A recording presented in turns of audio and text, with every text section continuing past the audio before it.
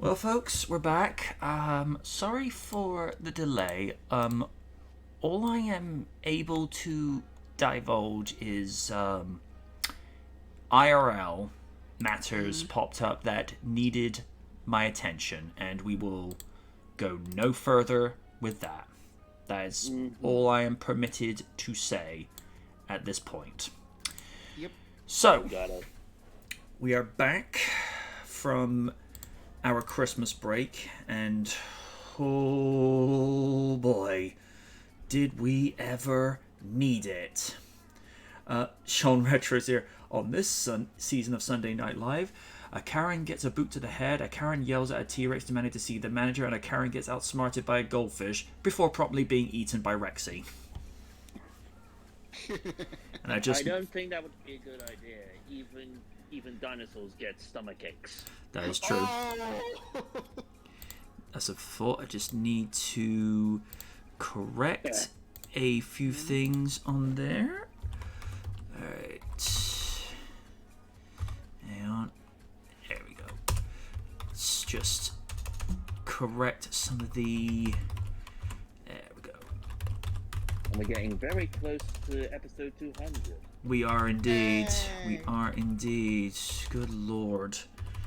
As I was mentioning to Madam President before we went live, I finally have the first script finished of season 19 of Real Features, but because I want to get done what I did not get done last season is to have the whole, either 3/4 of the season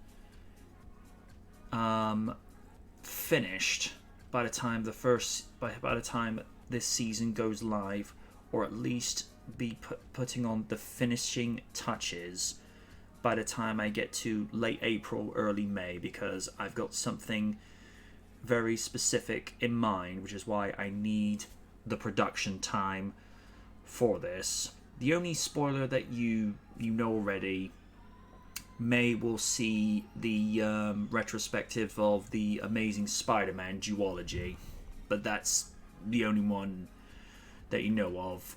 Wynn knows what's coming, but that's also because I'm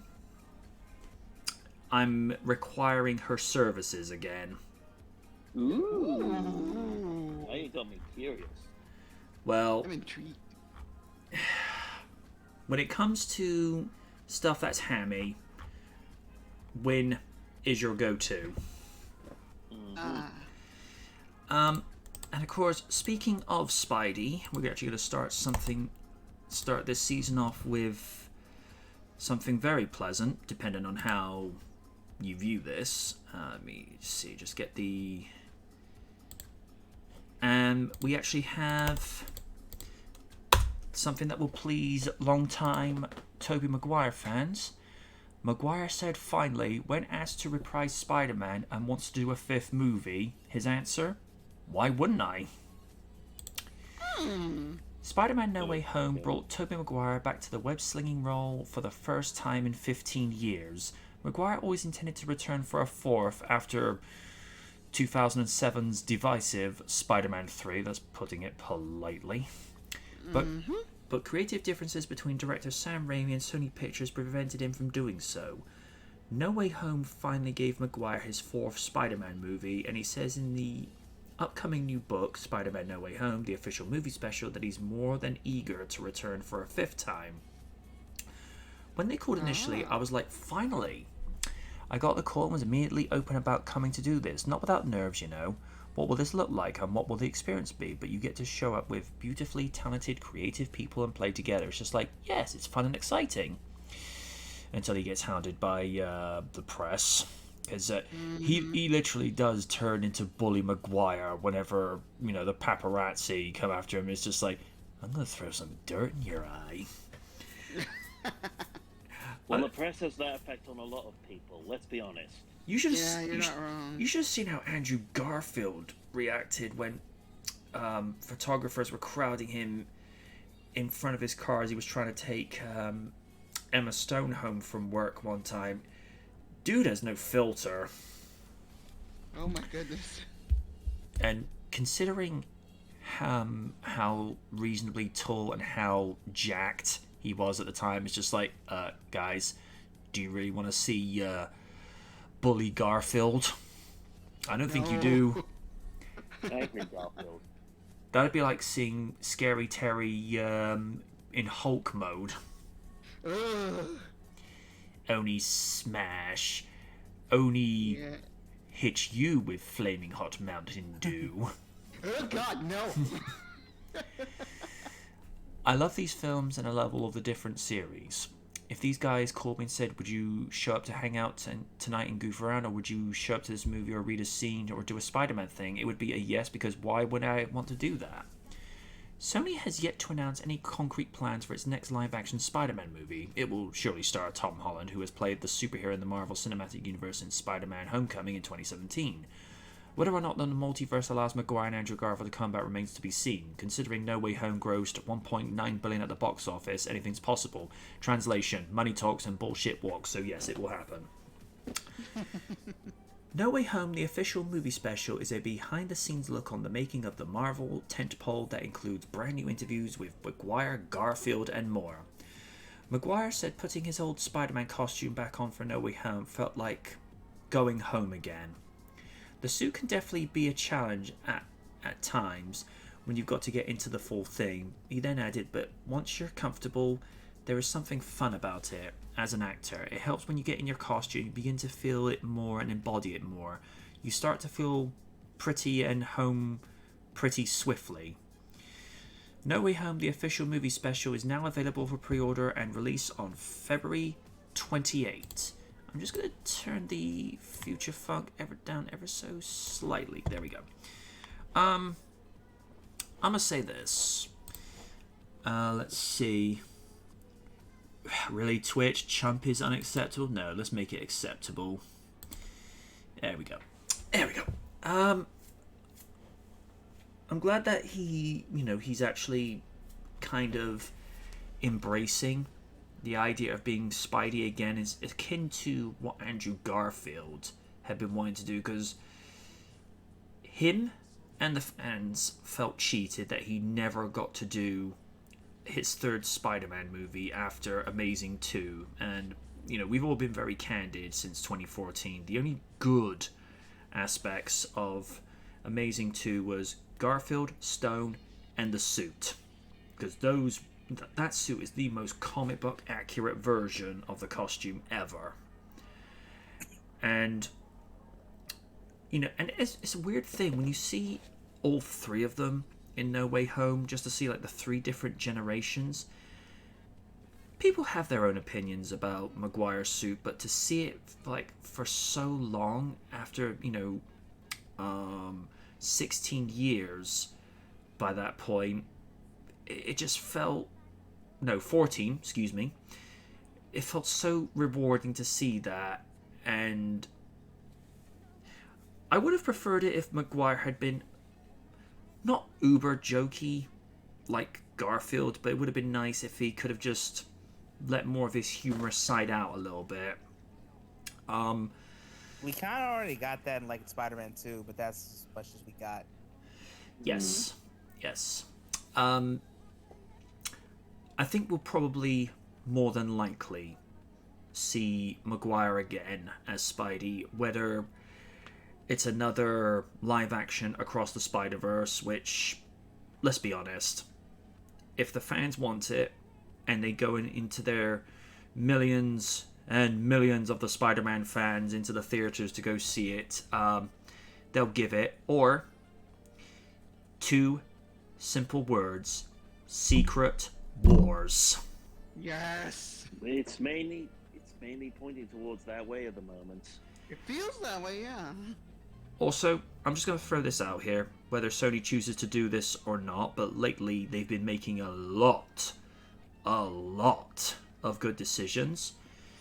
2 movies for Sony for you to make: Spider-Man 4 and Amazing Spider-Man 3. Just give it.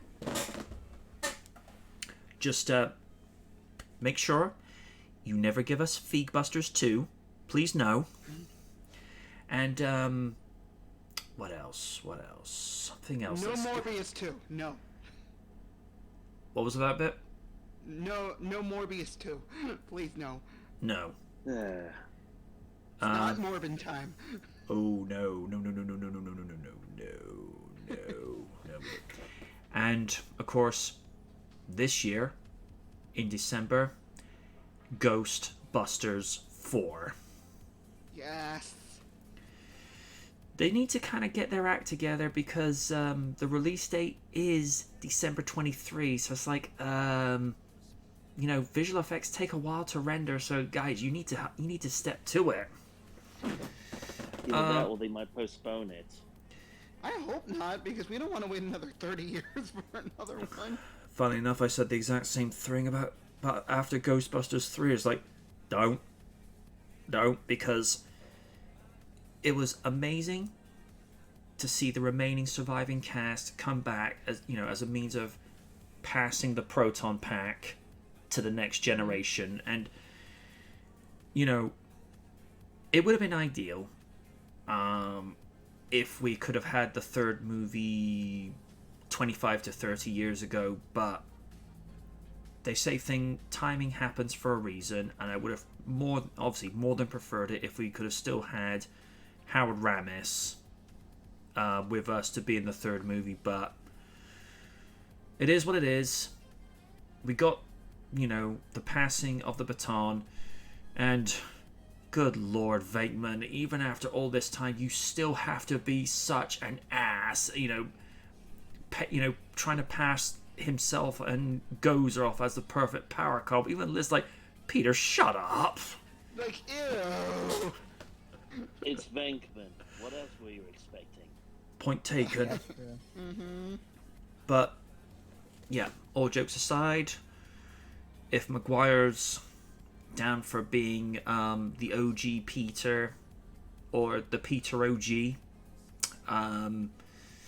then I'm all for it, because even though he's seasoned a little bit, he's aged very well, because I think the guy's like 46, 47, and he looks like he can still go.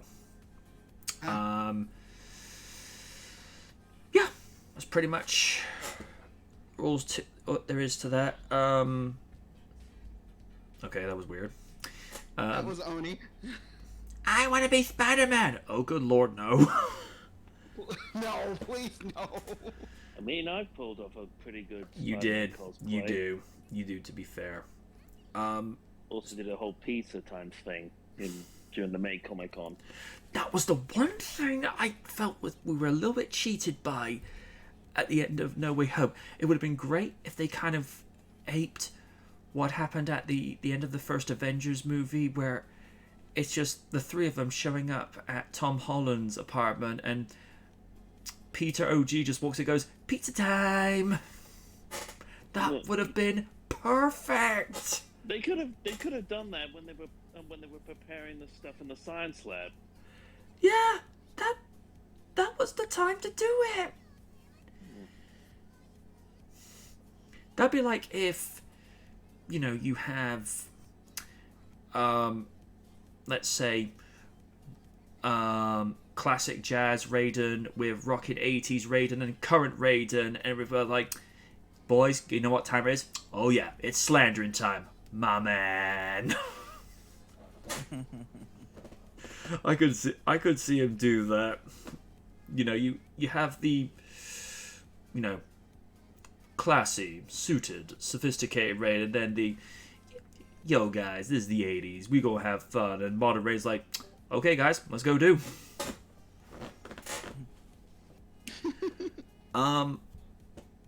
And to our own Spider-Man with Raiden, your thoughts on the fact that Maguire's down for doing a fifth movie? Hey, as long as it's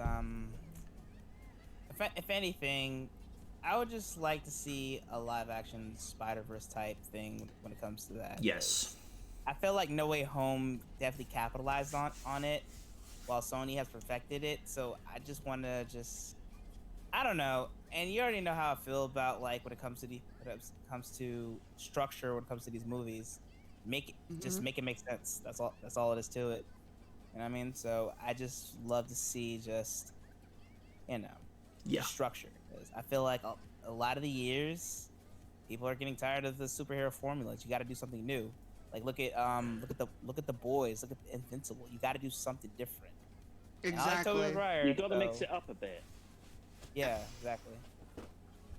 So I just want to see a lot of structure. I mean, we're kind of sort of seeing that with DC a little bit with James Gunn. So I would definitely want to see that with Marvel. So if Tony Maguire comes back, you know, make it right, make it better.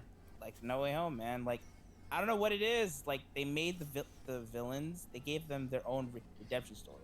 Yeah. I mean, technically we already got it with Sandman, but I'm glad we got it there. So I just want to see like more of that, you know, Yeah.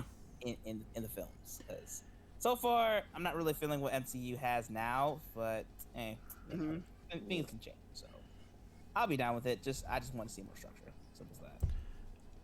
Sean's just said, just make sure that you get J.K. Simmons as well. Absolutely. Oh, of course. Yeah. Damn right. Steve, your 2 cents. Okay. I think I'm taking a very analytical look at this because so far from what I've read, Sony's got so many planned spin-off movies involving Spider-Man as a whole.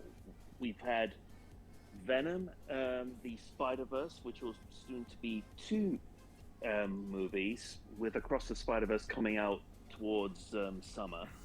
Can't wait. Looking forward to that. Although Same. our cinema, for whatever reason, is not showing it because they say animated features don't do well in our cinema. Hater. I call bollocks on that. And we've Animation also- is cinema. Guillermo del Toro said that. Especially with the But- Studio Ghibli movies, that especially I don't mean to cut you off, but I do highly recommend When Marnie Was There. It's such a lovely, heartwarming movie. And the thing is, when Sonic the Hedgehog 2 came out, we were showing Morbius, and we barely got about 10 people in during a screening for that movie for the whole of a day, and that was out of the screens within 2 weeks. That's about the same amount of time as the All Saints movie lasted in 2002. But that's on account of the fact the Appleton sisters can't act for love nor money. It's just some films that Sony has in their Spider plan, Spider-Man Cinematic Universe. Sorry if I'm stumbling on what I'm saying, but It's all good, dude. a lot of them are hit and miss, mainly because people don't even know what characters that they're referring to, mainly with the fact of Morbius, or they're just banking on nostalgia, as what Kaiju said multiple times in the past. It's just whether Sony's plans, whether they are able to fit it in with Marvel, because the only way I could see both Andrew and Tobey Maguire come in is some sort of event that leads into Secret Wars, because there's been rumors on the wire that the next 2 Avengers movies, Kang Dynasty and Secret Wars, are going to be pulling in elements from the multiverse. So we could see elements such as the Fox X-Men characters appearing in there, Nice. along with other Spider-Men.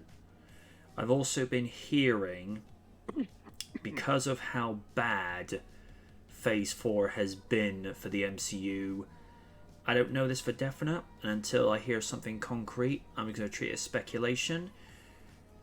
Marvel are reaching out to RDJ to come back as Iron Man.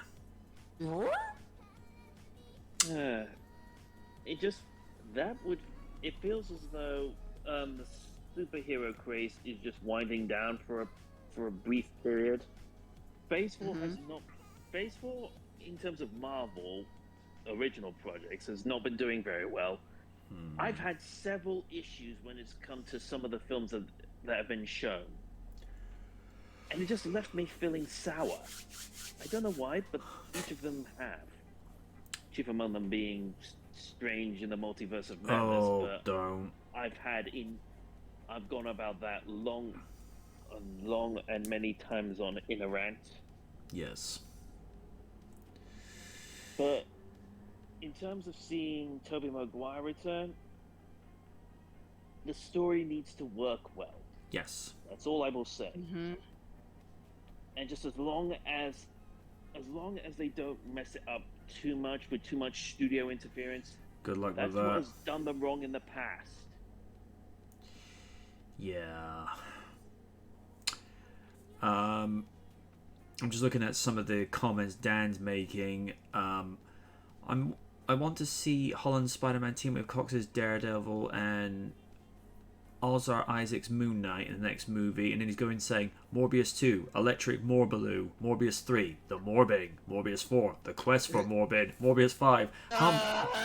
How Michael got his Morb back, Morbius 6, Morb money, Morb problems, Morbius 7, The Final Morbin, Morbin 8, and you Morbin. I doubt that Oh, that's God. ever gonna happen. Oh God, no.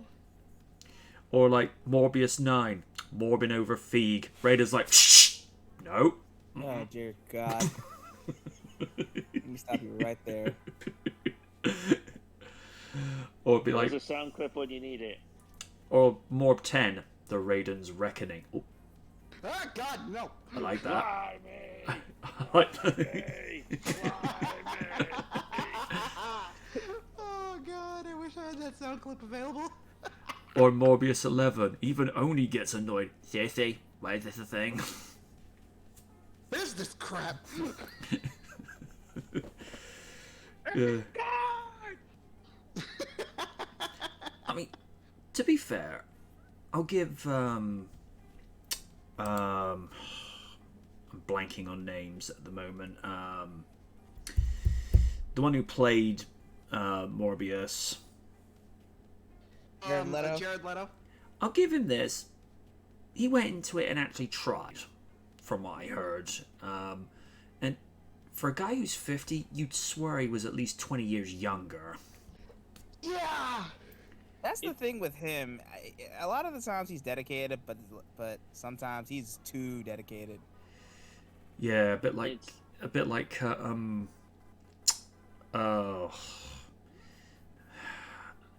you know, a bit like Tim Burton with Batman Returns. Is like, okay, dude, you're a little too into this. Mm-hmm. Well, look at the bright side. At least he's softened a little bit, especially with Wednesday. Yeah, Yeah. yeah. My brother had a few things to say about Wednesday. Yeah, I saw a little bit of that review. He doesn't hate it. He just feels like there are things that could be better. I've only seen bits and part of pieces, me so I can't really do say. agree with, but I think sometimes you know your brother. Sometimes it's like he wants to see things good, but a lot of times like he's disappointed a lot. But that's just him, and I Yeah. respect that how he is when it comes to things. Yeah, When it comes to me, when it comes to that show, and I know we're going off topic, I feel like, Burton definitely captured what the Addams family is, Macabre family, and with Wednesday, it's just basically a coming of age tale of just, her just finding out what the world's like. I mean, she can already know what the world's like with her being a teenager, but it's like she's definitely seeing things with new eyes, with new relationships with people like Xavier, people like Enid, people like I think her name's Bianca is her name. Okay. Yeah, Bianca, and you definitely get the mystery aspect, which is cool. So first can't wait to see what the next season it was like, and I hope they fix the things that me and your brother sees. yeah. Madam President, I don't think we got to you about Maguire wanting to come back for a fifth. What's your hot take?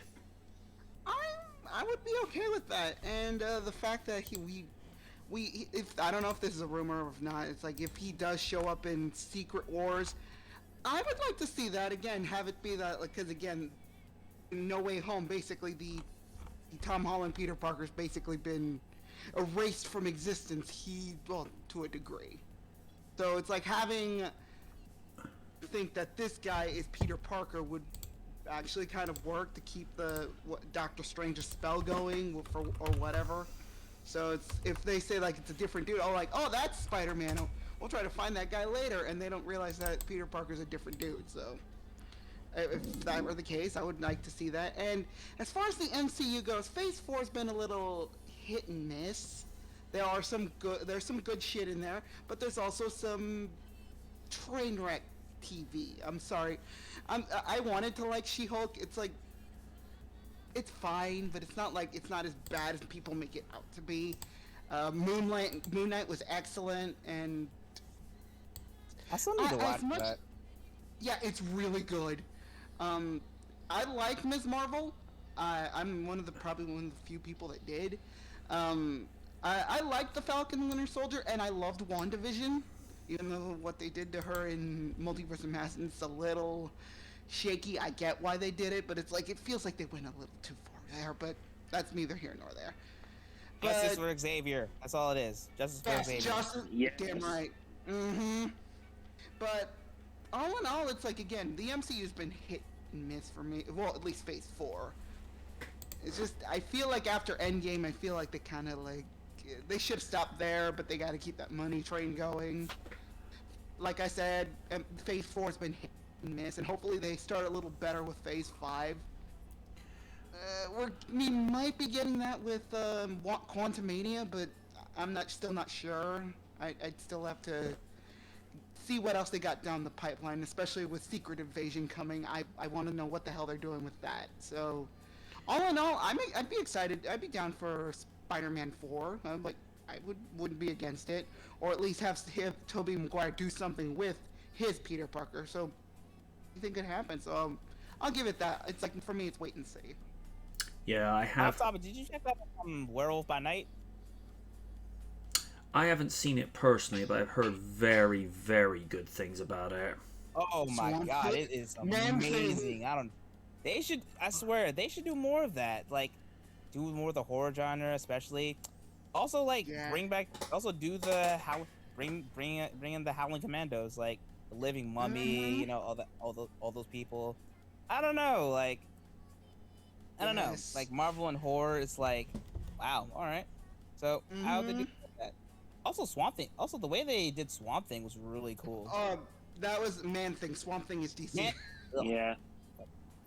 Man Thing, yeah. Of Man Thing.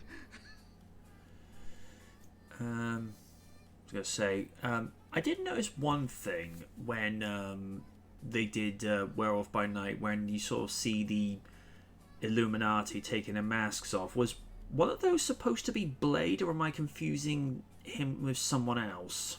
No, I think that like I think that was an Blade's supposed to original be character, I coming think. Yeah. All right. And of course, we got that new werewolf series coming out from, I think it's on Paramount Plus, Sarah Michelle Gellar's new series. Oh yeah, it's a connection to the Teen Wolf TV show, and it's like it's one of my favorite shows. I will admit that. Hiccups aside, I love that show. And yeah, I love it too. Yeah. Yeah, I was thinking about that movie. I heard it was really good. It'll a be little sad about a death in that movie, but oh well. It'll be intriguing to see, because this will be like Sarah Michelle Gellar's first supernatural TV series since Buffy. Yes. And technically Scooby-Doo. Oh yeah. Oh, I have something to say about Velma later. Oh no. No. But we're going to get to a very uncomfortable topic now. Oh boy. I'm actually going to kill the beat with the future funk for a second, because this needs my attention. Vince McMahon, the conversation no one wants to have. Oh, God. Well, it seems the honeymoon period is over for the new WWE that was being led by Stephanie McMahon with Triple H in charge of creative. The fact that it was reported that Mr. McMahon reinstated himself as executive chairman with 81% controlling interest in the company, which effectively allows him to run roughshod through the WWE, is a very worrying sign, as it's been reported by multiple outlets that no one in the company wanted him back, especially Triple H and Stephanie as well. While the product has not been perfect, it has been showing to be improving. Shut up, phone. And the fact that Triple H re-signed Bray Wyatt and Dakota Kai, as he'd always believed in their potential, as opposed to Wacky Mackey, whom only he believes that he's right, and if you're against his vision, you're automatically wrong. Really? Is that why it took you 6 years before you realized that Roman Reigns' face push was one of the worst ideas you've had since the original run of the XFL? I don't give a damn. Roman going heel in 2020 was one of the best decisions for the company and the man himself. As you can tell, he's having fun portraying an arrogant and condescending heel. Maybe Vince sees a little of himself in that persona, or is that a little too on the nose? Your call.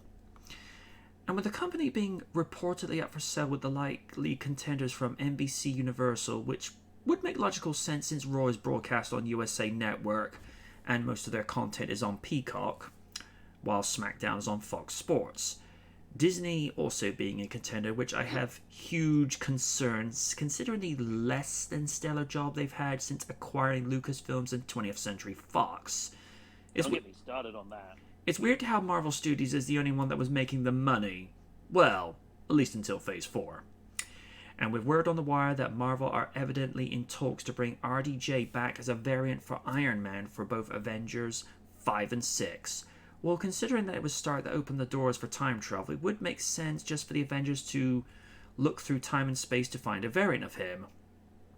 Just a shame they can't find the Vince McMahon that had better creativity from the Monday Night Wars. The Vince McMahon from 98 to 2001 would curb stomp the modern day McMahon like a Zack Ryder push. That was Pharrell, man. Ooh, this is simply delightful. Ooh, curb stomping Zack Ryder. Push, push, push down the drain. Yes, lovely. And it's, we're already going, okay, the fact that you can impersonate him that well, that's disturbing. Don't do that. And when it comes to me and L, man, when it comes to the views of the Fed, you know, I'm half light, but that man is just like your brother. He goes to places that I dreamed of not going. Yeah. Oh boy. I'm going to end my piece with this. I admire and respect what the man has accomplished with the company that he bought from his late father and transforming it into a multi-million-dollar global conglomerate. I do not respect nor admire what he has become, and it's basically someone I now wouldn't even want Austin to give a stunner to. He's not worth it. And that's the bottom line, because the knight said so. Madam President, you may now go full no holds barred on this subject. Do what you feel best. I went from doom and gloom to wanting this man's head on a spike to letting the lawsuits take care of him. Because quite frankly, that's what's going to happen. You can try all you want, Grandpa, but guess what? You're collecting lawsuits like Infinity Stones. And until you collect that 6-1, that's when you're fucking gone and we never have to deal with your sorry ass ever again. It's my one. I got it. But yeah, I'm sorry. I'm going to be as mean and vindictive as I can be, and that's going to be difficult.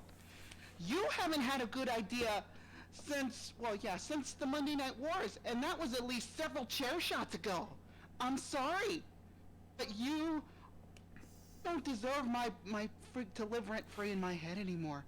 And quite frankly, you wanting to sell to that group connected to the Saudi government, I'm sorry. Fuck off. You're trying to start your own harem, and I do not fucking appreciate that. I don't appreciate how you try to turn women into objects. How you try to push men who are good at their job, but only want to push big sweaty men because you have a fixation on them. I'm sorry, I've seen your buff ex-girlfriend. Thank you. Fuck off. Fuck you. Go the fuck away and in a corner because nobody wants you here, you senile old bastard. Go to hell.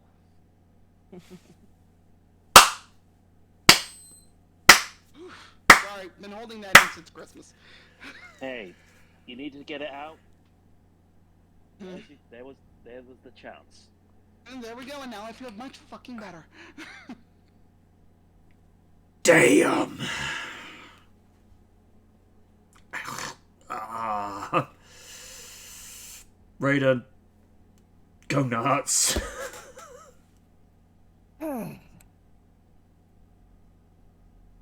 You know,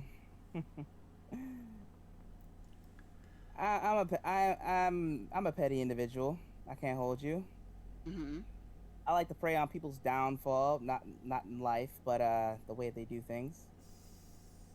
Triple H is one of them, and I'm not the I'm not the biggest fan of the person, honestly, because he's done so much wrong to people. China. I'm still I'm sorry, but Don't get me you know, for all started. these years, he still needs to atone for that shit. Mm-hmm. But Fair. you know, I laugh at this. I laugh at this shit a lot because I laugh at the brain dead, dumbass motherfuckers who still cheer for this senile old man that he's gonna bring back the glory. What Liz says is true. We're gonna let the lawsuits handle that ass, because that's all the things they could do. Because it's at the Mhm. point where we putting your ass in jail and locking away the key. When you have people like fictional killers like Michael Myers be a menace but not do the things that this man has done over the years, that tells you hell is frozen over. And try as he might, no matter how much power he tries to go to.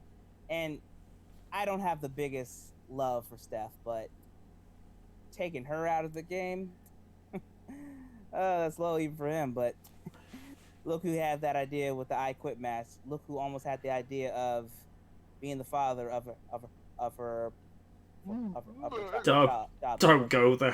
Please don't go there. Katie Vick. I don't have to say anything. Just Katie Vick. I can go on a tirade on that. Please on this, don't. but, like we got time to fill, but oh man. When it comes to Vince, it's fuck him till I die. You know. Mhm. And no matter how much he tries to be power, there's always going to be someone that's going to, I don't know, just take you down far into the fiery depths. It's crunch time. I doubt he's gonna last in the summer. I truly believe that shit. Despite my problems with the Rumble last night, there was actually progress. You have guys like Rose who won the Rumble. You have guys like Sami Zayn, who's the hottest thing out there, akin to Roman Reigns with Bloodline. Mhm. I hate to admit it, things are going good. Not jokes, but I'm still gonna be positive. Still gonna be positive, but there's still positivity. We The got fact Kana. that he wants to come in here and say he's the big boss and everything. Lawsuits, brother. They never die. And it's coming for that ass one way or the other. So he pays for what he owes. So my final closing statement is this: Vincent Kennedy McMahon, you think you tough, you think you powerful to this day. You think you still get away with all the fuck shit you've done over the years. Nah, son. Nah. You know what they say about karma? Mm-hmm. Total bitch. Oh yeah. And that bitch is going to choke on that ass harder. Harder. And I mean harder than you ever did when it comes to your talents, your shady business practices, and you as, you know, I'm not even going to call you a human being. You're just You're just dirt, man. You're just Mm. dirt to me. So, in the words of Jim Cornette, until you get all the pain and suffering you've done over the years, thank you, fuck you, bye. Amen. And considering it's been reported that he evidently illegally reinstated himself as chairman, which several of those board members are actually filing lawsuits saying, excuse me, you didn't go through the proper channels to do this. We actually want you gone. Oh, that's funny because those first two cares? lawsuits, yeah, those first two lawsuits were settled were almost settled until a third lawsuit by a bunch of women who not only added his illegal actions of trying to get back in there, but also his transgressions of sexual harassment.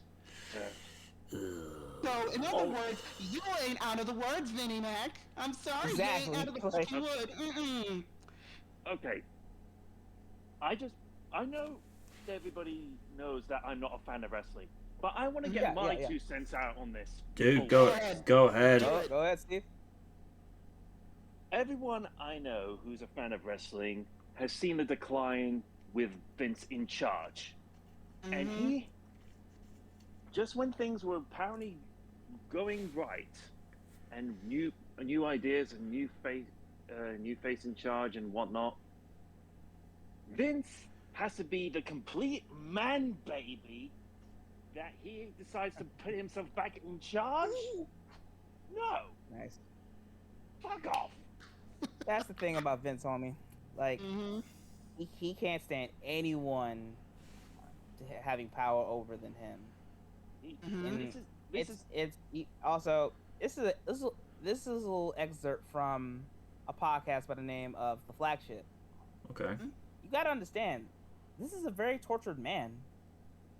This is a guy that hates what he's created, and for decades, he has used his own ideas, not anyone else's, his own ideas, to make himself, and I'm using air quotes, himself happy. Mm-hmm. And no matter what people have done, they're ass kissers. I'm sorry. Hunter, Stephanie, Nick Khan. Oh, Nick Khan. Fuck you, bruh. I heard that little interview after that Rita Chatterton story. You ain't shit. You're the biggest supervillain out there, and you don't give a damn about wrestling. All you give a damn about is money, and that's common for businessmen. So Yeah.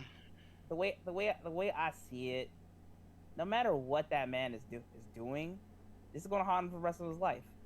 He may not think that, but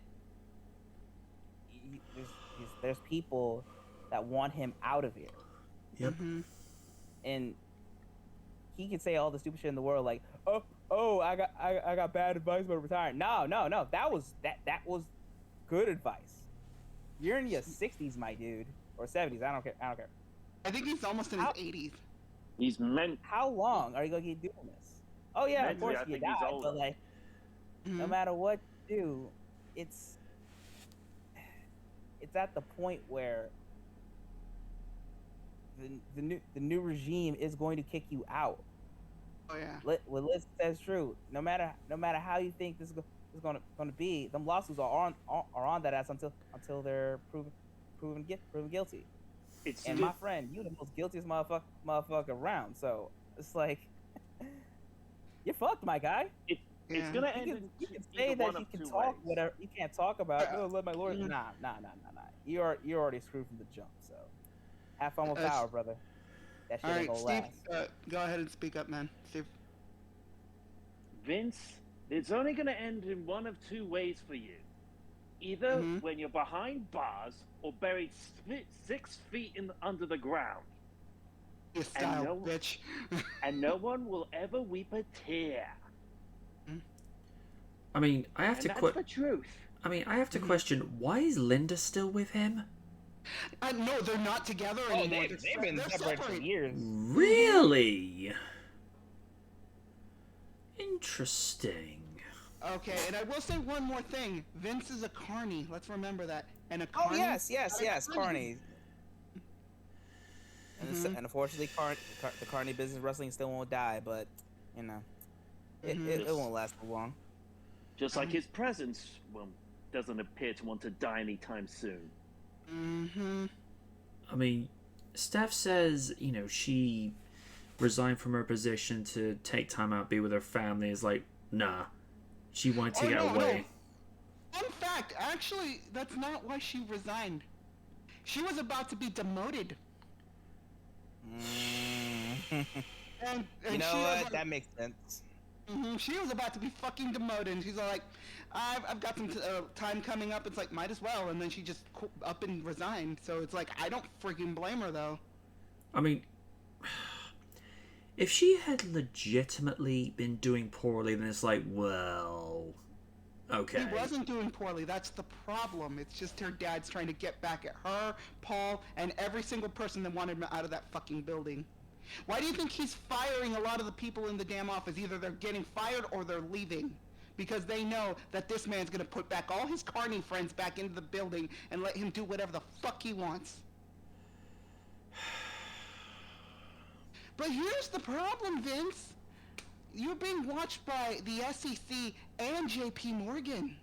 Do you really think they're gonna let you sell to a bunch of crooked assholes? And I'm sorry, I'm not disrespecting the country itself. I'm disrespecting their fucking backwards government. I'm sorry. So no. You really think you can put one past them? That's funny. I mean, the government sometimes doesn't work for what it is, but when they want to watch your ass, they will watch your ass. Be fucking careful. You know what? I don't want you to be careful. Go ahead, step on that landmine. See what's fucking happening. Not to mention only caring about yourself and not your talents when you decided to leave them in said country. Damn right. That's just messed up. Mm-hmm. Scouser.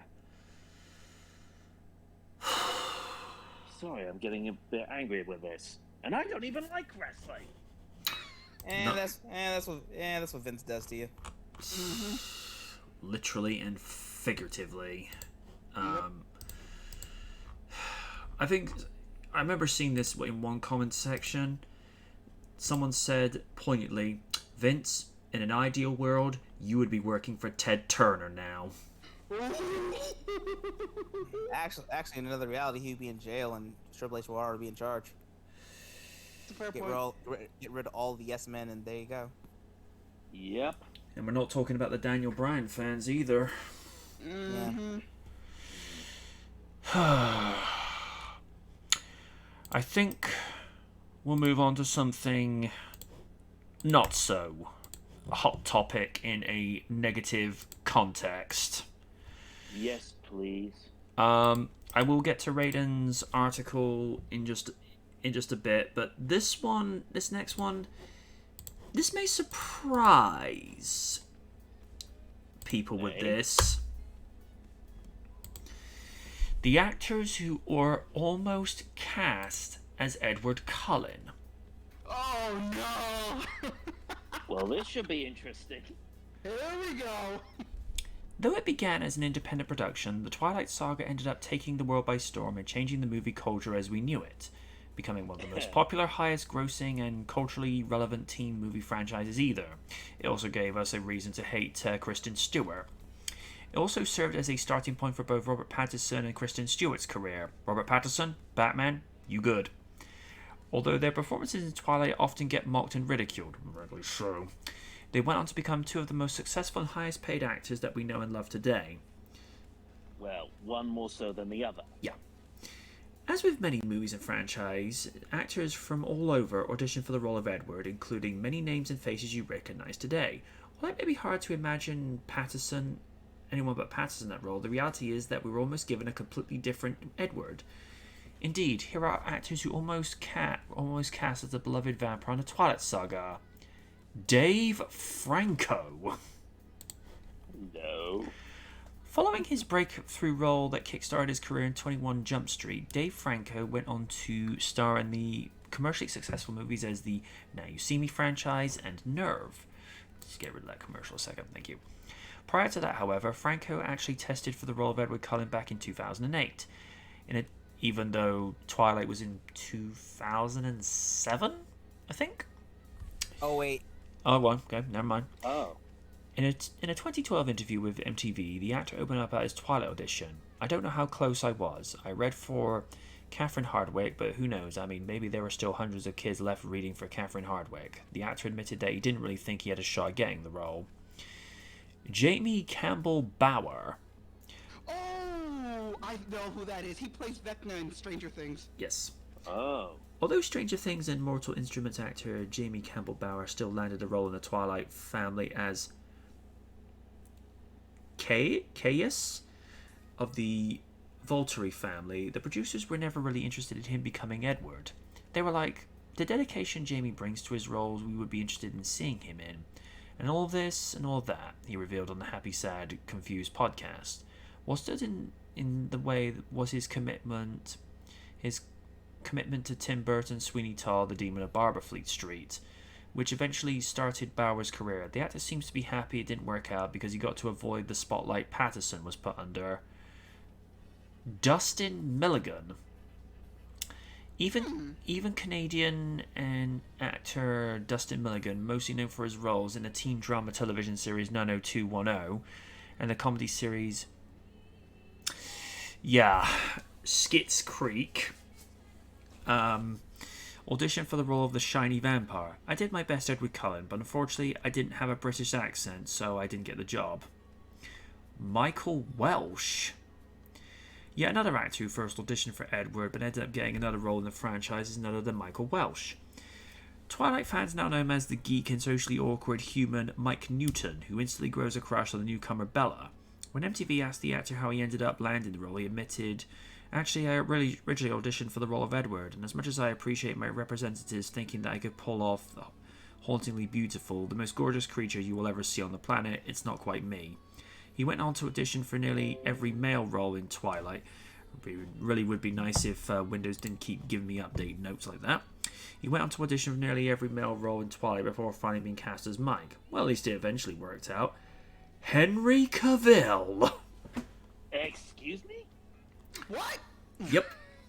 It's no secret that the author of the Twilight saga, Stephenie Meyer, already had the perfect cast in her head even before the movie started development process. Back in 2017, she wrote on her blog, "The most disappointing thing for me is losing my perfect Edward. Henry Cavill is now 24 years old. Let's have a moment of quiet in which to mourn." The problem was that Henry was already too old when asked to play Edward. He just didn't fit with the high school teenager role. Only years later did Cavill respond to losing the Edward role. "I didn't know about the movie. I didn't know about them wanting to cast me, and the internet wasn't quite the tool that it is now. So I only found out afterwards. I was like, oh okay, that would have been cool." Yeah.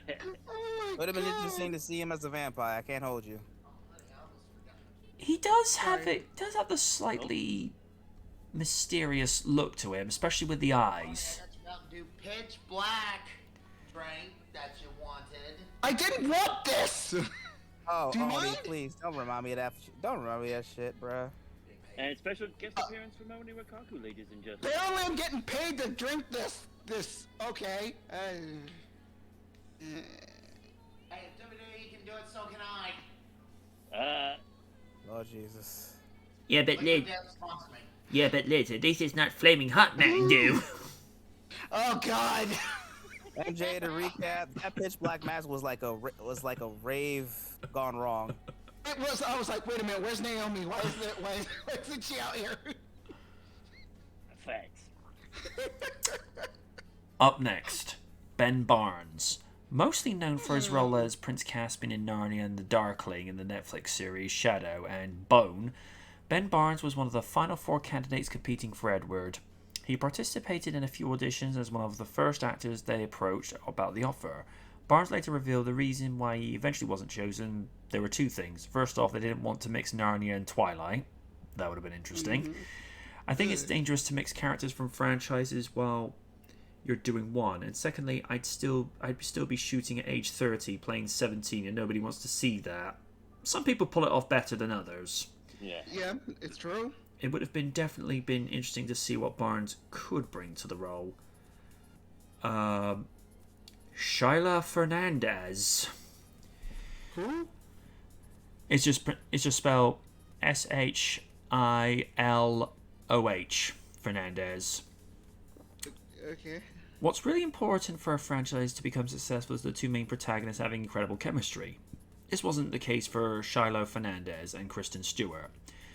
Although the actor made it to the top 4 of candidates, he confessed that he and Stewart simply didn't mesh. Neither did a lot of people. It didn't work because I wasn't right. Oh, I don't give a damn. It didn't work because I wasn't right for the part. I was the one who was nervous and awkward. She already had the role of Bella. Sometimes it's good to know when to step back and admit you're not the right fit for something. Humility. I like that. Jackson Rathbone. Oh. We think it's safe to say that Jackson was the perfect choice to play Jasper Hale, and the actor loved playing the character as well, but it turns out Meyer shortlisted Rathbone for the role of Edward as well. Compared to Cavill, Rathbone wasn't as well known back then, and he hadn't yet kick-started his career. Although he apparently wasn't the first choice, we wonder how he would have adapted to the role of Edward, but as the actor himself admitted, I wouldn't have another Edward other than Patterson. He's perfect. Scott Eastwood? What? Yes, even Suicide Squad, Fast and Furious actor Scott Eastwood almost played the angsty vampire. The actor admitted he didn't even try that hard in the first place. I remember thinking, this is stupid. I can't add anything to that. I don't even know. Wrong, man. I didn't even know why I was on this audition. This is such a YA young adult movie. Well, he surely regretted it years later. No, he didn't. Then the movie turns into 7 movies, which he would have hated, because even Patterson admitted in interviews years later he hated doing those movies. Has made a quadrillion dollars. Maybe don't knock on it until you've tried it next time. No, he saw the movies. He knew it was ass. I'm just trying to get over Henry Cavill possibly being Edward. Oh my god. If anything, Henry Cavill, he would kind of remind me when Gerard Butler was Dracula in Dracula 2000. Yes. Yes. Difference is Gerard Butler was in a better franchise. Yeah. I've just seen what Sean Redford's written in the chat. Oh no.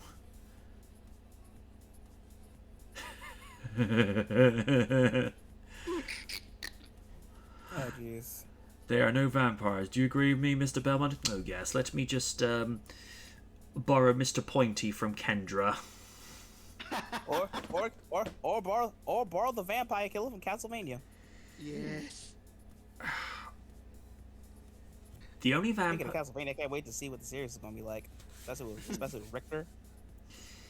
The only fictional vampires I'm a fan of or have soft spots for. I mean, City Island 5. Will you stop giving me updates? Seriously. Yeah. The only fictional vampires that I'm a fan of, or in the case of vampiresses that I have a soft spot for, I mean, you always got to respect the OG with Dracula, dependent on who's playing him and what material the actor is given to feed off of. Pun not intended.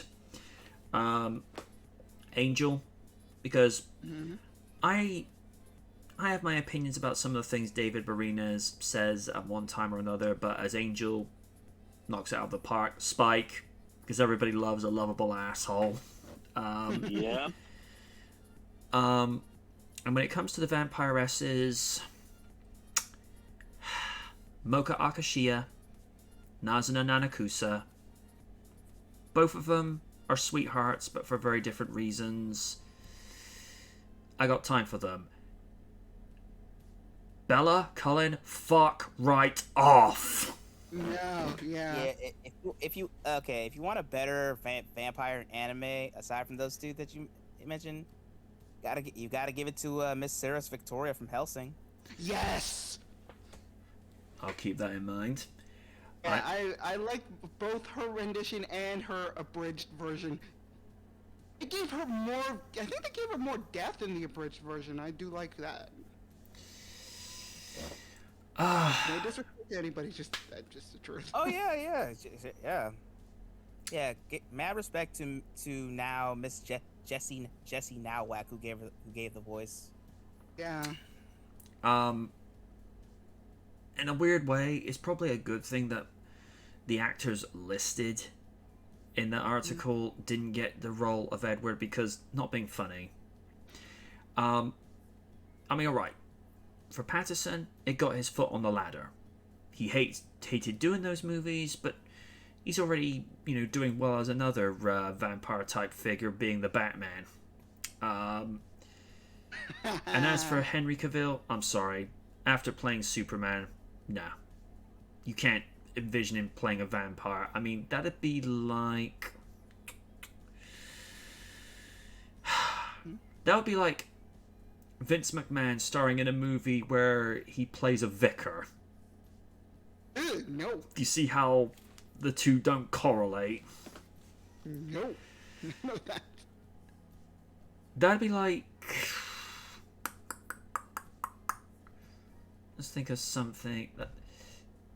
That would be like Ben Stiller being a serious, doing a serious dramatic role, and it's just like, dude, just stick to comedy. You know where you're good. Although, having said that, I will give it to Jim Carrey. He did actually try with the dramatic roles. It's just, the movie's just... There was that movie Number 23. I've heard Yeah. I've heard weird things about that movie. Mm-hmm. But to be fair, the man can actually act. He can legitimately act. It's just that people want to give him that funny money. And he has said two things if he does decide to do Sonic 3. Number one, if the script is good, and two, if you let me be Fat Robotnik. That's all I ask. Is that if you give me those two things, I'll do it. If not, not coming back. I think they'll grant him that. Mm-hmm. I mean, we know we're going to get Shadow, so by extension, we're going to get Rouge come in. Like we said like I said at the end of season 18 of Real Features, if you bring in Amy Rose, try to bring a softer version in. We don't want the creepy Miss Nagatoro ripoff.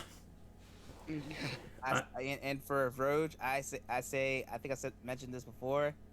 I say give the voice to Jessica Strauss, who voiced Jury in the Street Fighter series. Okay. Yeah. If you hear her voice, she's very seductive, very sultry, a little psychotic, but I feel like she is like, if you see what she does, she's kind of psychotic. But yeah, but I feel like if she would give that role, I think she would kill it. Apparently, there's rumors that Jason Momoa is in talks to be working in Sonic the Hedgehog 3. Really? Yes. Though they haven't specified what role he's going for. Honestly, and I'm bullshitting. Big the Cat. Let's go. I want to see this. Yes.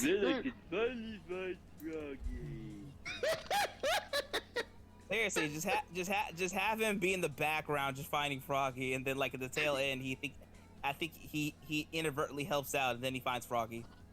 Oh my god, that would be hilarious. Have that as Comedy gold. Let's go. Have that as the mid-credits theme. Yeah. There you were. Everybody expects Jason Momoa to play Shadow, but he plays Froggy, plays Big the Cat instead. It's like, what the That'd be something. That'd be something. Yeah. If anything, when it comes to Shadow, I think we're gonna be surprising who they're gonna give it to. Yeah, people keep wanting to hear Keanu Reeves to voice him. I'm like, I don't know.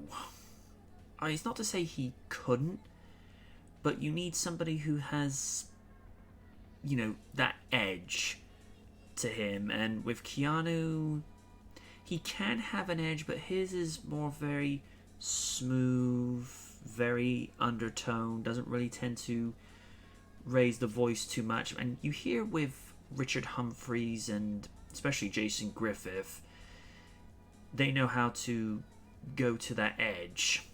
The guy that they've currently got voicing Shadow in the games, I got nothing against him, but it's just like I'm just not feeling that. It's like when If anything, I think for a film, I would love to see. This will be weird choice, but what about Pierce Brosnan in the Shadow? Ooh, that'd be interesting.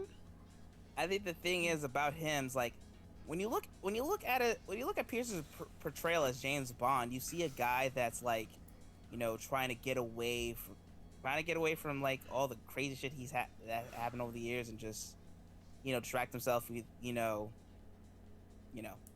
yeah, relations. yeah. But in hindsight, and MJ, I know how you feel about Daniel Craig as Bond, but what I did like about his version was like, he was trying to get away from all the just bad shit that's happened over the years, just like Pierce Brosnan's Bond. Technically, and I think the biggest example I could give was his last role as Bond in Die Another Day. So I feel like with him and Shadow, especially with James Bond and Shadow, I think you can see a parallel because they both lost something, both lost people that they cared about the most. So I feel like that's a good comparison. Give him that role, and you just like spitball about that. Yeah. I can see that. Yeah, that could work. What do you make about the potential candidates that could have been Edward? I mean, are you taken aback as the rest of us were? I mean, there were some that were on that list where it's like, okay, I get why Justin Rathbone wasn't there. I mean, he did get a part in the movie still, but hearing Henry Cavill was almost cast, I'm like, excuse me, what? I'm sorry? I mean, he dodged that bullet, but still cheap us. Oh no. That's funny to me. I'm sorry, it is, but again, I'm sorry, it's funny to me. Now, we look at those movies in hindsight thinking, like, these were terrible. Even the actors look at it, I'm like, these movies were just bad. Oh, yeah. But that's neither here nor there. It's like, we look back on past movies and thought, this person could have been that, and it's like, oh, in an alternate reality, they could have been, so... Yep. But then again, we would have gotten the same thing, that Robert Pattinson got. If Henry Cavill had been cast as Superman, it's like, Edward Cullen's gonna play Superman, LOL. It's like, I guess that alternate reality exists, I suppose, but here, again, it could have happened. It's kind of funny, though. It's just, like, hearing that certain individuals were almost supposed to be, like, I hear that Jensen Ackles almost played Captain America, and I'm like, well, technically, you got your wish. You got to play Soldier Boy, so you got what you wanted. Yeah. Woo! Yeah. MJ, Soldier Boy. Let me tell you about Soldier Boy. If you thought Homelander was bad, oh man.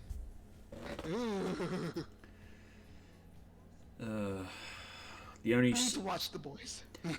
The only Soldier Boy I've ever heard of is the music that they played to A-Log's comedy, stand-up comedy routine one time, and he was criticizing even... Oh God, I don't want to remember that now. Also, it's funny that Jensen Ackles was always going to play Captain America since he voiced Red Hood in Under the Red Hood and was Batman in Long Halloween. I think he's voicing Batman again in that new animated movie they got coming up where it's set in the 20s. Oh, you mean that the Doom Supernatural Comes to one? Gotham? Yeah. Ah. It looks interesting. Yeah. I mean, if it's anything like Gotham by Gaslight, I'm already down. Yes. Mm-hmm. Please, more of that. Yes. Yeah, especially when it had I'm blanking on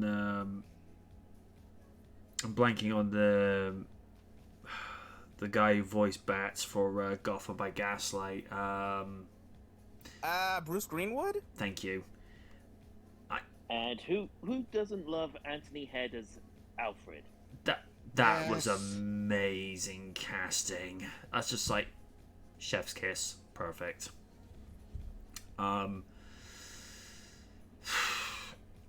It's funny with that movie when it was revealed that Gordon was playing Jack the Ripper. I'm like, okay, movie. Interesting 'cause choice. in the original, I think it was Joker who was Jack the Ripper in the original. That would have been It's been too. a while since I read the original. That would have been so too on the nose. Yeah. And it's just funny hearing Greenwood say, I paid Houdini $300 to teach me that trick. And I'm like, of course that makes sense because Houdini would have been alive at that point. Mm-hmm. But, yeah, there needs to be more, not just, with Young Justice, but there needs to be more animated movie performances with Greenwood as Bat because it just fits so perfectly, especially with Under the Red Hood. I'm like, okay, this works. Well, I'm just on the Wikipedia. There is a Legion of Superheroes coming out. Yeah, Ooh. I always felt like there was potential to further that series from the late 2000s because I really felt they had something with that, especially when you have Superman and Superman X or Kal-El and Kal-El. Okay, check this out. Jensen Ackles will be back as Batman in Legion of Superheroes, but he won't be voicing Batman in the Doom That Came Gotham. He'll be voiced by David Gintoli. Okay. Okay. Oh, David Gintoli. Oh, I love that guy. Well, that'd be intriguing. I think probably one of my favorite lines that Greenwood actually ever said was, "Lie to me again, and crashing through a wall will be the least painful activity of your evening." I'm like, okay, I'm sold. You're good. You're good. But on that movie, I mean, even for animated Batman movie standards, that movie was dark. Mm-hmm.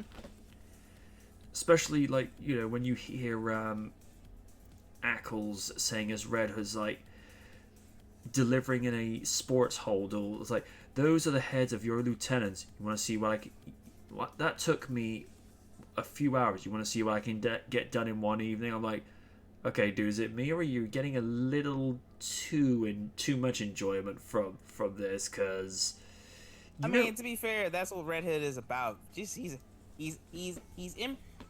skilled, but very immaturely morbid. yeah, I mean that's what happens when you get. That's what happens when you get reincarnated in Ra's al Ghul's Lazarus pits. Yeah. Go mad. Yeah, and if you've read DC's Unkillables, he does something to the Joker's corpse. I will Oh, not dear. even ask. Spoilers for that comic. He ties it to the hood of the Batmobile.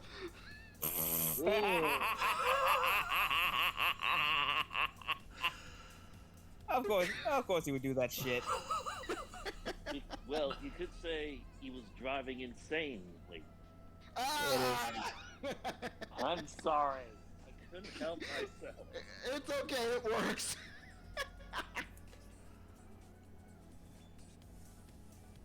Steve, your thoughts on the article so we can slowly move on to something else which degenerates move on. further.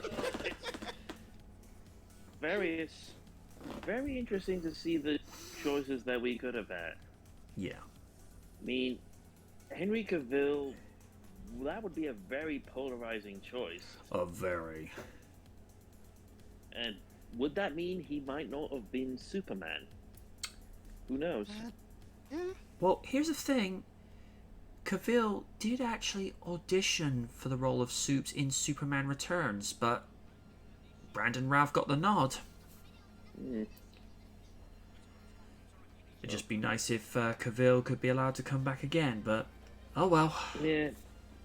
Well, who knows? I think I'm done with the article. Raiden?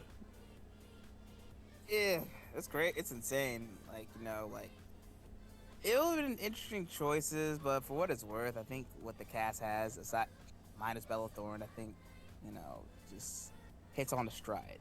Yeah. It would have been interesting to see a different Bella Thorne because it's good to hear that Kristen Stewart now has evolved. Oh my god. Mm-hmm. That's all I gotta say about that.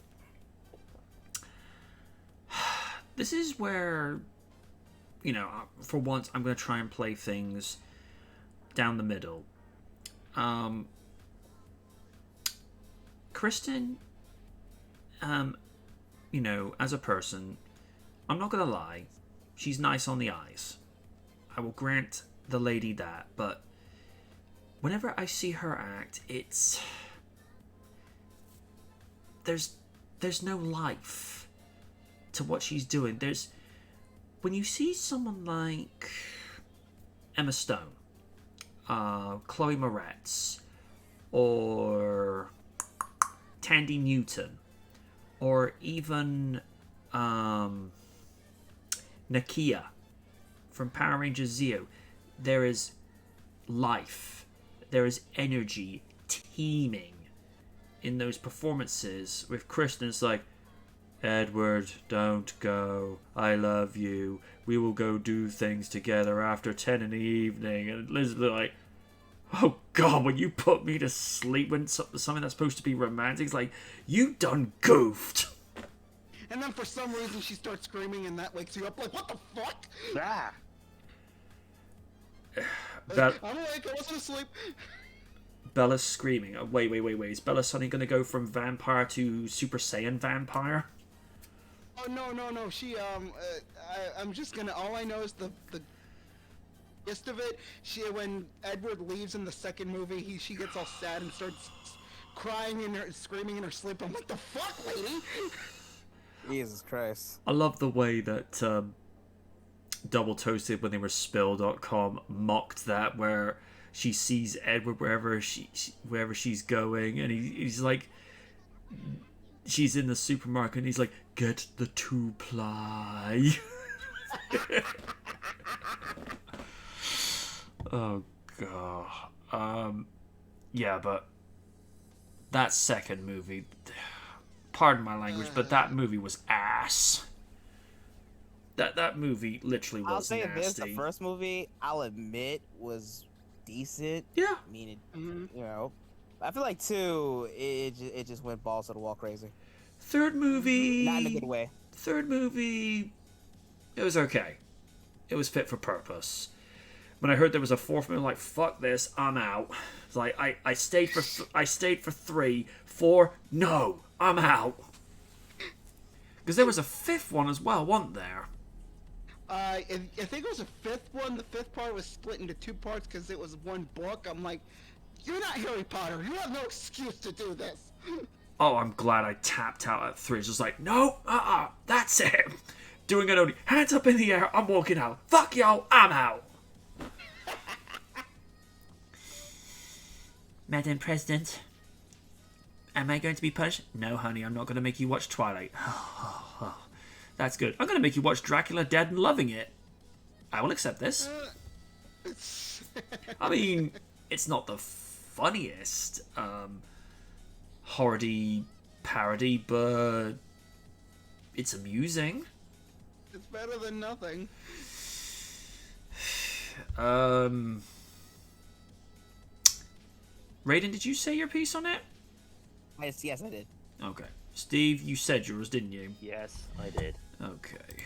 Let's close that one. Let's see. We'll get on to some anime news a second. Okay. And then we'll finally get to Raiden's article.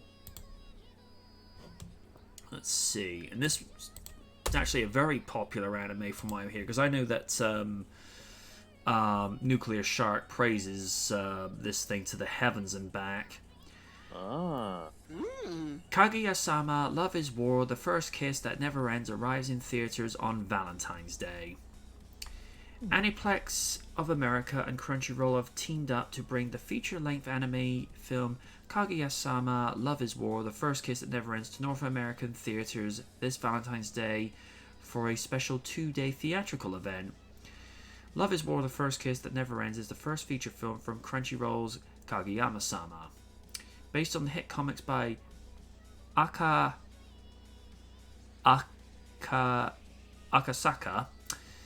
I hope I pronounced that properly, which sold over 19 million copies in circulation. First premiering in 2019, the anime series has been ranked number 3 in top anime series of all time on My Anime List, one of the world's largest anime and manga communities with over 12 million active viewers per month, and won multiple Crunchyroll Anime Awards. Crunchyroll, do me a small solid. Can you start reissuing the Blu-ray copies? I don't want to buy the last one off of Amazon for £152. Just saying. I mean, I know it's popular, and it's good from what I hear, but seriously, if it was 152 for, say, 14 seasons of an anime series, then okay, but 3 seasons? Nah, not paying that much. Kaguya-sama follows the main character's student council president, Miyuki Shirogane, and vice president Kaguya Shinomiya, 2 geniuses and 2 students of their class at the elite Shukin Academy. I hope I'm not butchering that. Their fellow students see them as the perfect match for one another, but neither Kaguya nor Miyuki is willing to admit their true feelings for each other. Over the series' first 3 seasons, the couple becomes locked in a battle to get to the other to confess their feelings for the other first, concluding with a highly anticipated first kiss that ended the show's 3rd season. The film that Kaguya-sama Love is War, The First Kiss Never Ends takes place in the aftermath of Season 3. The synopsis reads: Shukin Academy Students' Council Room, the place where the Student Council Vice President Kaguya Shimoya and President Miyuki Shirogane meet. After a long battle in love, these 2 geniuses communicated their feelings and at the Hoshin Festival had their very first kiss. However, there was no real clear confession of love. The relationship between these 2, who assumed they would be a couple, remains ambiguous. Now overly conscious of their feelings, they must face their biggest challenge yet: Christmas. A Christmas story on Valentine's Day. That's different. Well, Yeah, that makes sense. well, Japan, Christmas in Japan, it's mainly treated as not a bigger thing as here in the West, but it's more like another type of another Valentine's Day, usually for couples. Okay. It's That Shirogane makes sense. who That wants does make sense. who wants it to be perfect versus Kaguya, who pursues the imperfect situation. This is the very normal love story of 2 geniuses, and the first kiss that never ends runs 90 minutes. Okay, that's actually refreshing for a movie to be under 2 hours for a change. And also, animation takes so long to get done. Yeah. After Especially stop motion. ooh, Oh yeah, absolutely. just ask El Toro with Pinocchio. Oof. I mean, it did take a while, but I can't lie to you. Just seeing that in motion is just always fun to see. After 3 years and 3 seasons of awaiting the first kiss between the 2 main characters, fans will finally see where Kaguya and Miyuki's relationship stands in the first feature-length movie from the series, coming to theaters February 14th, 2023. Tickets for Kaguya-sama Love is War, The First Kiss That Never Ends, which will be shown in Japanese with English subtitles, now available on Fandango. It just won't have the theme tune. That night in 2013. Jeez Louise. I've yet to see this series, but like I say, Amanda, Nuclear Shark, whichever you prefer, she praises this thing to the heavens and back, and I'm going to be looking to try and check it out because it's got one of my favorite anime voice actresses in Alexis Tipton, voicing the main female protagonist, and she did such a stellar job as Mocha Akashiya from Rosario Vampire, and in most roles I've seen her in, she is what Wynn describes as the perfect cinnamon roll. She's just so sweet. So I'm intrigued to see how this goes about, and it's also, this series is where the Chica dance originates from, which is something that was incorporated into a Future Funk music video to Big Wave's Emotional Prism, and that's also the song that was used in, I don't know if you've ever seen this meme, The Boys Locker Room from 2020. Oh no. I'll have to show. No. It's not anything bad. It's just one of those memes you see and you're like, okay, this is entertaining. I'm just not sure what to make of this. Okay. Yeah, I hope the movie does well. This is something Win and I agree with regards to Funimation. How they go about their business on occasion is up for debate, but they are consistent with their dubs and they know how to pick talent. It just gets me that Alexis was also the one who voiced Kid Trunks in Dragon Ball Super. Whoa, really? Yeah, Okay. that took me by surprise. It wouldn't surprise me if she voiced Kid Trunks in in Dragon Ball Z, or at least one of the the filler versions, because the amount of times the cast has voiced the characters. I mean, Sean Schemmel and Chris Sabat have been voicing Goku and Vegeta respectively for 20 years plus. I mean, there's only so many times you can retell the story of Dragon Ball Z before you're like, okay, enough, stop, just either move on to something else or progress the story further, which is what they've been doing with Super.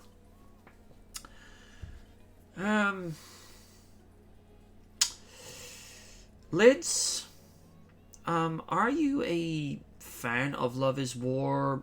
What do you make of what they could do with this, or are you like me? You don't, are you just aware of it?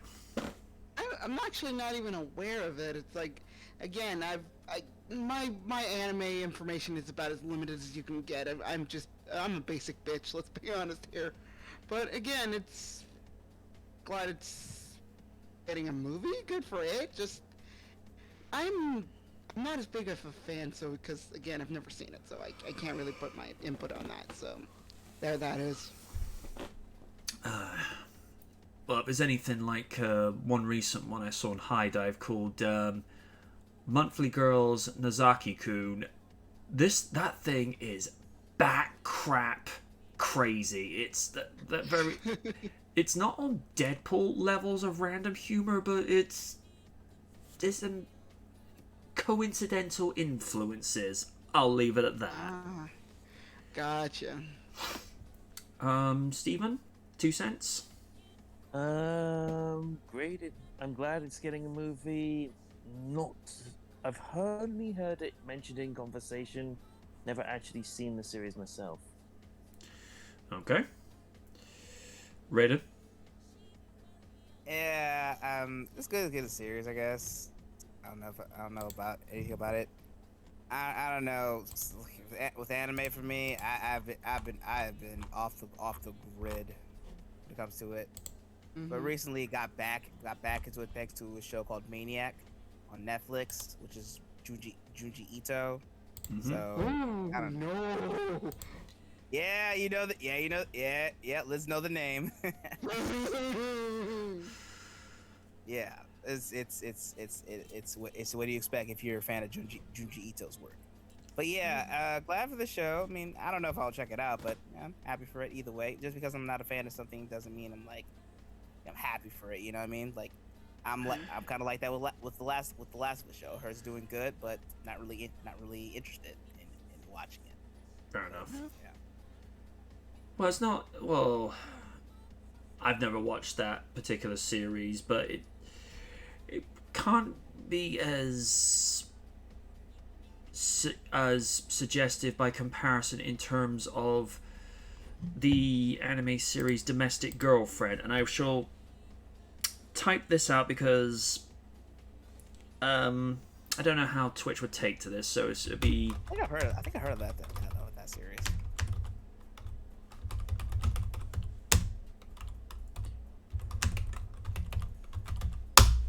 I am not making that up. Oh! Yeah, you know what? Yeah, I think I've heard. I think I've heard. Oh dear. Yeah. I mean, It's from a plot that we won't mention here. I will say, objectively, well cast, some decent, voice artists, including Natalie Rial, who's the sister of Monica Rial, and she voices one of my favorite vampire waifus in Nazuna Nanakusa. Basically, probably one of the biggest trolls, but at her core, anyone anyone who threatens her love interest, she's at people like with daggers. It's like, take one step closer, you and I are gonna have problems. But yeah, Domestic Girlfriend, it goes to some places, and I'm like, okay. It's not something I would rewatch on a regular basis, like Call of the Night or Rosario Vampire, or heck, even Tenchi Muyo, which I really need to get that on Blu-ray at some stage. Because you gotta love Ryoko. Of course. She's a lovable. That's my main favorite out of the girls he mess with. I mean, she's a lovable troll, but at her core, she'd do anything for Tenchi. Yeah, she's still a sweetheart at the end of the day. It's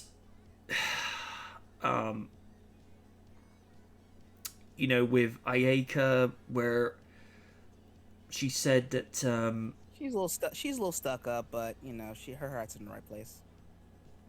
yeah, but it's the fact that, and I'm not really saying anything questionable per se, because this is actually part of the plot where, from her alien race, it's not seen as a taboo thing to marry a member of your family, whereas here on Earth's like, no, just no. And Cartoon Network, I understand why they did this at the time. They had visual edits put in place, because dialogue-wise, I don't ever remember hearing a major cuss word being dropped on the show. It's just that the visuals. Not really. I mean, technically, they never do the curse words and all that, but with the violence, they had a separate program called Midnight Run, where they show unedited episodes of the violence. I remember they did a similar thing with Gundam Wing when it went on to late night Toonami, because you'd have one scene where Hero blew up his Gundam, and he ended up on the floor. Gundam, where he's in a pool of his own blood. But in the daytime version, they edited that out. But nighttime version, like, nope, we can let things run loose. Yeah, they show the blood, everything. And of course, with Tenchi Muyo, you would see most of the women in Hot Springs wearing nothing but a smile. Oh dear. Yeah. That's why they said they had to do the visual edits. Yeah, because you can get away, in an animated series during the day with girls wearing swimsuits or bikinis, because, like, well, what do you expect them to wear on the beach? But during the day, you can't have them being that suggestive. And also it would kind of bring Cartoon Network into question. It's like, why are you showing this type of material at this time of the day? You know, just saying. So yeah. Okay. Move on to Raiden's article finally.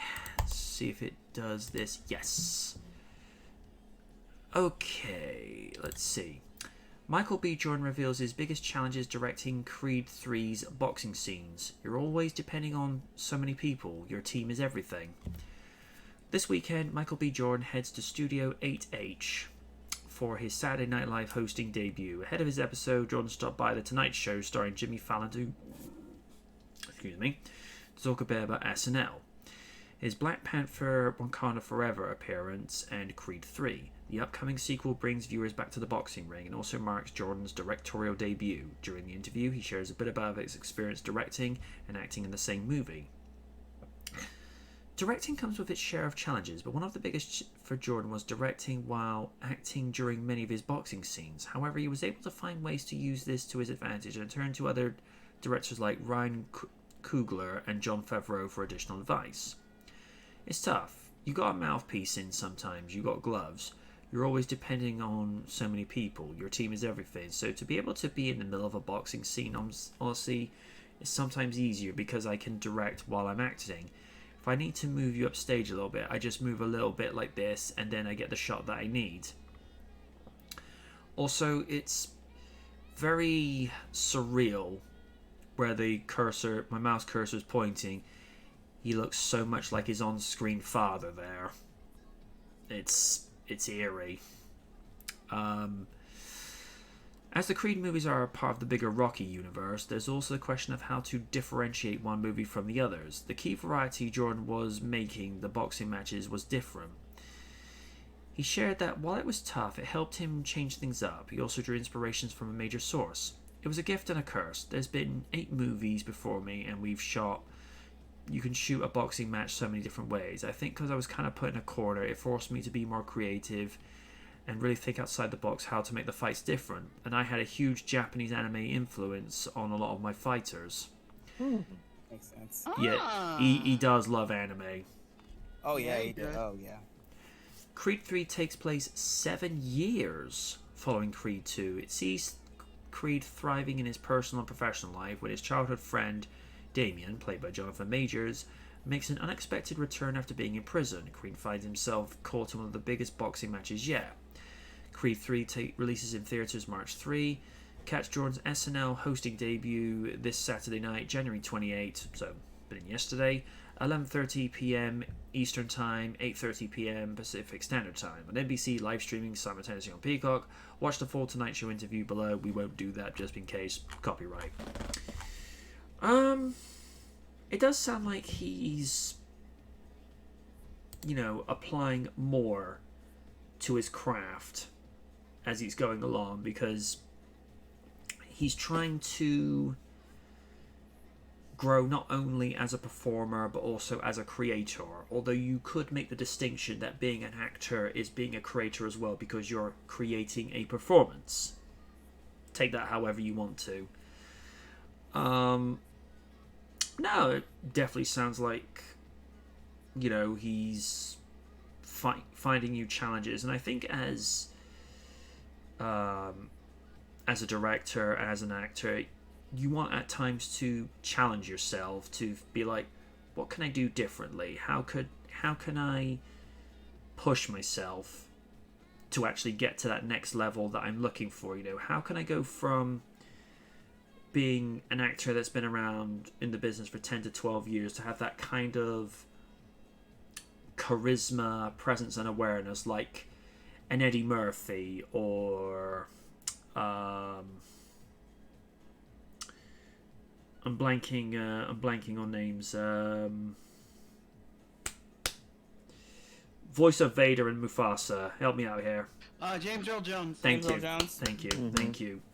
And despite what we think of this actor at the moment, have the acting presence and sensibilities of Will Smith. Say what we will happened last year, still a damn fine actor. Oh yeah.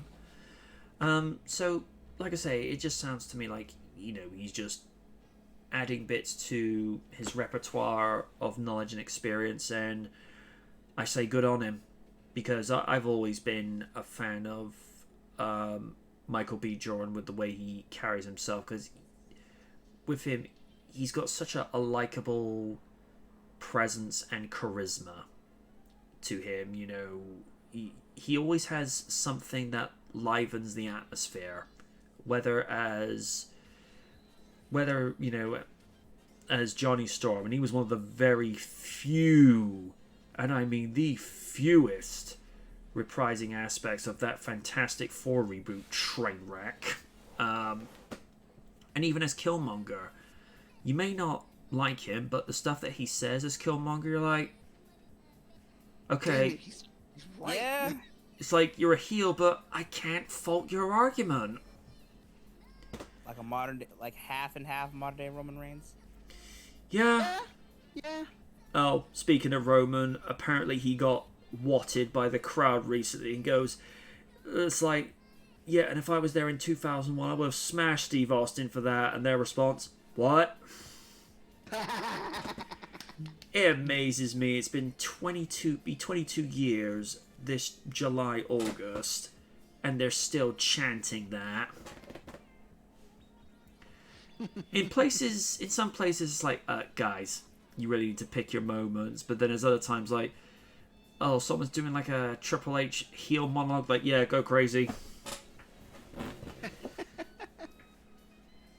And if you ever have like a situation, Stephanie decides to sing again, definitely watch her out.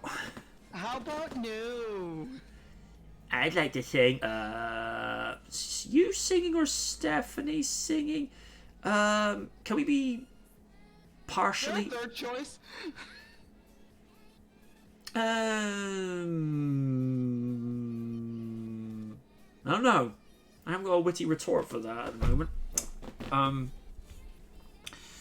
Stephen, your 2 cents on Jordan's evolution. To be honest, not really too familiar with the Creed movies, if I'm honest. It's fine. So I need to watch the first 2 in order to get a feeling for how the character and performance evolves throughout. I feel you. Madam President?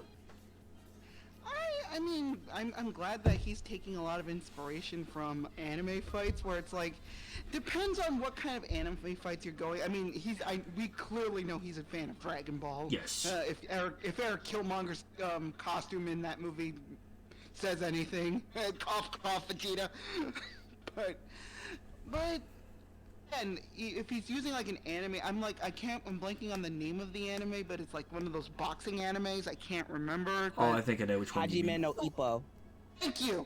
Yes, that one. If he takes it from that, it's like, okay, that makes sense. But actually, I'm glad he's taking inspiration from like certain animes, because again, you have to pick the right anime to take inspiration from. Don't get me wrong. You can take your inspiration from anime how you want. If like say start shooting Key Blast, I'm gonna have some questions. Well, Glad that he's getting a chance to direct this movie, because I think did Stallone direct the last Creed movie? Because I can't remember. question. Blanking on that. Let me find out. Uno momento. Because if that's the case, I'm glad that they're giving Michael a chance to tell Adonis' story a little further than the Rocky mentality. Because again, this definitely screams like what happened I believe in Rocky 3, where some dude I want to say that's Rocky 3, where that asshole little punk showed up, and then Rocky and him got into a fight. Either that's 3 or 4, I can't remember. I think that's 5. That's 5, thank you. Oh yeah, we don't talk about Rocky Yeah, a 5. lot of people do not fuck with 5. No. No, that was with Tommy the Machine Gun. Tommy Gunn, yeah. Oh god, I'm so glad freaking Rocky beat the shit out of him. I do not like that little prick. But yeah, I do get that. If they, either they're probably gonna settle that in the ring, or there will be a freaking fight in the streets. But I don't know. I don't know what they're going to do if that's the case. Because again, it's Killmonger versus King the Conqueror. Let's see where this goes. If nobody gets that reference, I'm sorry. Yeah. Now, the second Creed movie was directed by Stephen Capel Jr. Oh, okay. Alright.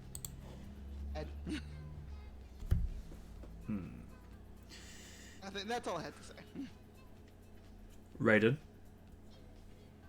Yeah, I mean, the reason I chose this article because it had something anime related, and I'm like, Michael B. Jordan anime, and yeah, like Lit said, like, if he's gonna put elements of Hajime no Ippo, oh man, I was already hyped for this movie already, but if you put elements of that, we're gonna get a good one, because for anyone who's watched the anime, it's definitely one of the most hard hitting, especially So I can't wait. The way those scenes are in Hajime no Ippo, I feel like they can work well within Creed 3. And like Lit said, I'm happy to see Michael B. Jordan just like take control of his own character, especially using different techniques and all of that, So, Yeah. Especially, I can also see behind the scenes like how he's using different cameras and all that, because the way this movie is shot, I'm definitely impressed, and it hasn't come out yet, so I'm definitely looking forward to what it brings. If he brings those hard hitting like action Hajime no Ippo, oh, we're gonna get a really damn good boxing. Oh yeah.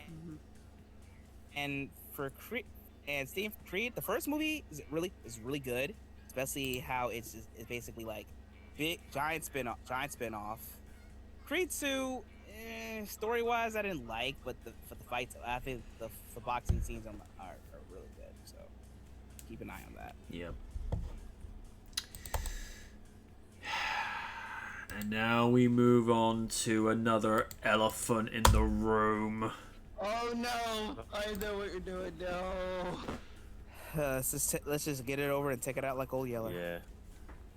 Velma becomes the ultimate paradox as demand soars, but thousands of negative reviews flooded. Thousands? Don't you mean it should be hundreds of thousands? Velma has continued its rating slump, but its in-demand score just jumped a massive 127% week on week. Okay, how, why, and who needs to be replaced? Velma has become a cultural phenomenon for none of the reasons show's creators planned. It has been given the lowest ever rating on IMDb and reaching a low of 6% audience approval on Rotten Tomatoes. Well, I trust the audience's score. Rotten Tomatoes critics score, never trust that. Nope. However, the series has become its own biggest mystery, as after a record-breaking HBO Max debut, the show has become one of the most in-demand news shows with a week-on-week jump of 127%, which sets it above the shows like The Last of Us, which I heard is a hell of a lot of a better show. According to Parrot Analytics, Velma has rocketed up the chart to become the most in-demand show when considering customer research, downloads, streaming views, and social media actions. From the TV shows released in the last 100 days, Wednesday continued to be the most talked about show, but Velma's standing soared to put it in a solid second place. Obviously, this brings its own paradox, considering that most interactions around Velma are not positive. So while the interest in the show is something HBO Max would normally celebrate, the ever-decreasing audience and critics scores for the series are nothing short of an embarrassment for all involved in the show's production, for completely misjudging not only its intended audience, but also Scooby-Doo fans everywhere. Yeah, where is Scooby? Velma... The less you know about that, the better. They gave a very bullshit excuse. Velma has gained over 47,000 one-star ratings on IMDb. I wouldn't have given it any based on what I'm hearing. Given an average rating of 1.3 out of 10 and has been rated as rotten on Rotten Tomatoes by over 9,200... Oh, so it's got a rating of over 9,000. Of its Yeah. nine What, 9,000? 9,797 ratings, even the critic ratings, which started at a reasonable 64%, have trickled down to 45, with most recent reviews joining audiences in slamming the show for its misguided approach to the IP. Can Velma's in-demand status be mistaken for being popular? No. No. When the internet turns on a show or a movie, there are instantly two ways that the public is going to react. Shun the thing entirely, which happened when Morbius became an online laughingstock last year, or flock to see whether the terrible reviews are accurate or just the mean-spirited review bombing of an overly protective fanbase. Okay, seriously, people? Review bombing? When you're review bombing it, you're actually raising its awareness. You're not actually... And hate watching is a disease in itself. I hate... That needs to stop. I was gonna raise that point. I hate this thing so much that I'll buy the 4K exclusive Steelbook edition, then then listen to the director's commentary on the extended edition, and I'm like, you're a moron. Why? And I just look at the fool, and I'm like, you're an idiot, and then walk off. The one thing that could well come from the huge amount of attention of being lavished on Velma is for HBO Max to believe there is enough interest to show for a second season to be given the go-ahead. No, no, no. Yeah, tell that to She-Hulk.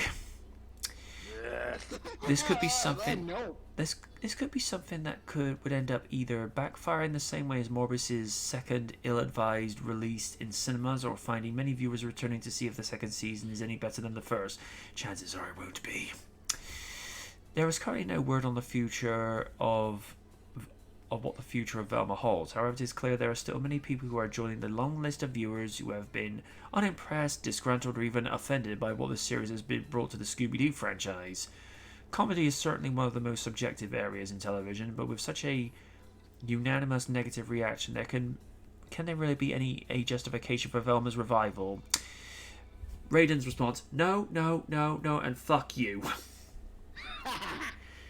Basically. In the wake of the cancellation of so many popular HBO Max shows in the last 6 months, there are many that would appropriately respond with a firm negative. I've seen bits and pieces. Folks,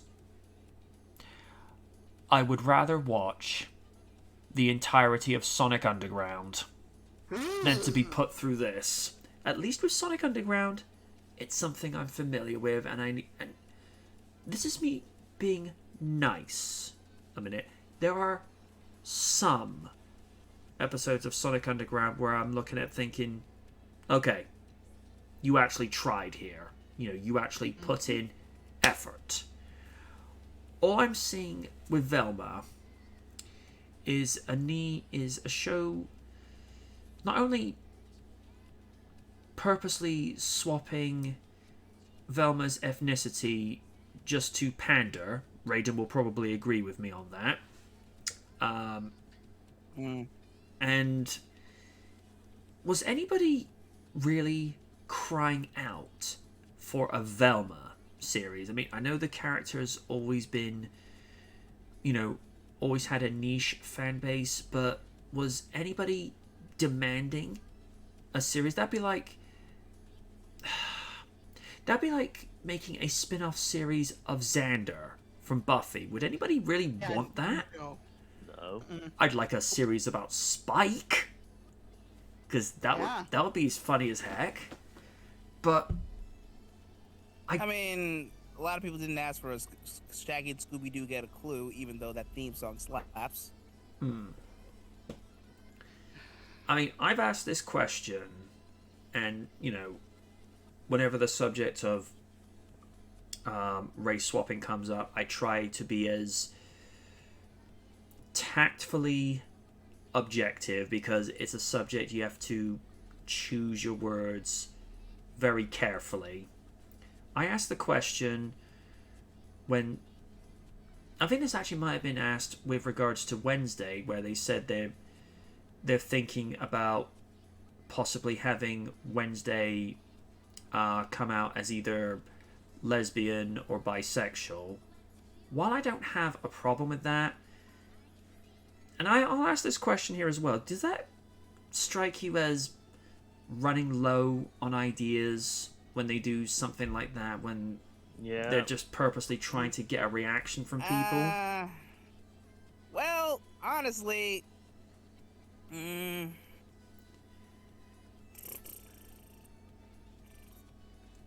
don't know. I'm half and half about this.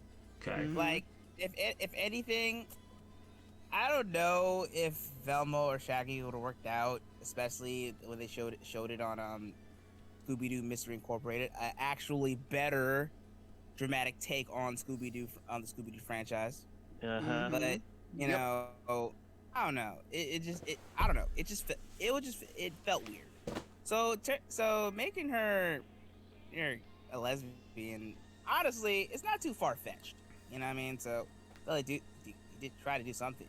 Like, at least try it a little bit, even though it does seem a little pandery, but a part of me gets it a little bit. Also, I find it funny that the singer Haley Kiyoko, who played Velma in those Cartoon Network Scooby-Doo live-action movies, did a little videos like we always knew, like, half and half. I get that, but the way I see it,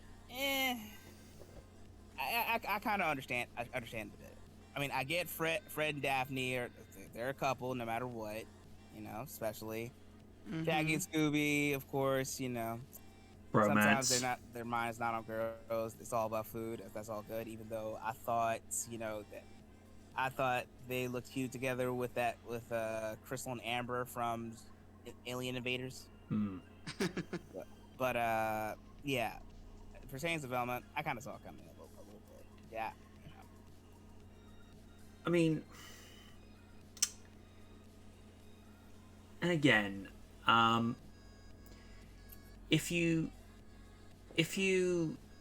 change aspects of a character, if you're doing a new take or a new iteration, with Sam Jackson as Nick Fury, it just works because he's just a good actor. So it's like, in a modern take on Nick Fury, it works.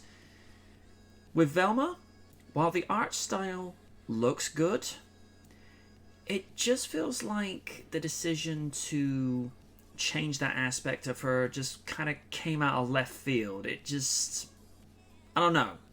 Like I say, I don't have a problem with the art style and the look because, like that as a redhead, it's a good look.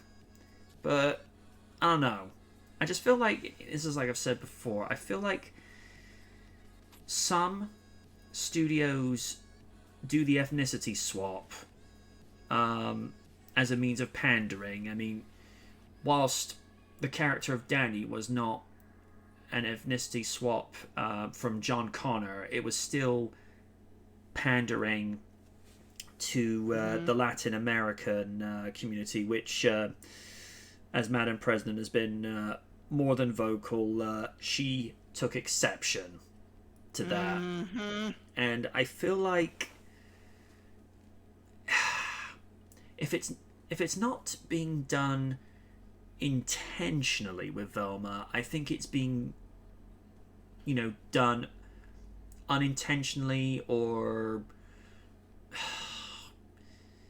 just the thing where you're doing something not with malicious intent or anything that's not meant to come across as negative, but it may come across as unintentional, questionable, whatever way you choose to take that. I just feel like you could have easily had a Velma series without making those changes, and the script, the story probably still would have been terrible, because I've heard some of the writing for it, and it's just like, It's bad. Yeah. It's awful. And they did the same thing with Shaggy. I mean, Norwood. I'm just. That's the change. That's the change I hate the most. I mean, Yep. To me, unless you're going to add credible and more than competent writing, making that change is not only random, but it's meaningless. I mean, alright, this is kind of apples to oranges, but you can get the context. It'd be like making a Scooby-Doo movie, but all of a sudden he's a talking raptor. Oh God. You know what? You know what? I wouldn't mind that. By the way, have you seen that Raptor Twitter page I sent you? Oh my God. Can't say that I have. But with Raptor, oh my God. Dude, okay. Okay. This is off topic, but they did one with Rick Astley. Oh no. Yes. Oh no. Oh wait, I actually, you know what? I actually did show you, Rudolph the Red-Nosed Reindeer is the raptor. Mm-hmm. Oh my God, that's awesome. Oh dear. Oh no. I've actually heard Caitlin Myers do a cover version of Never Gonna Give You Up, but sung completely in Japanese, which like, ooh, okay. I mean, Japanese on just learning how to use that language is difficult enough in its own right, but to then sing it fluently in that language, like, okay, you've got talent. But I'm just gonna say with this, based on what I'm hearing with Velma, in the words of Raiden, big ass mulligan. I'm staying well away from it. Exactly. Stephen, thoughts on Velma?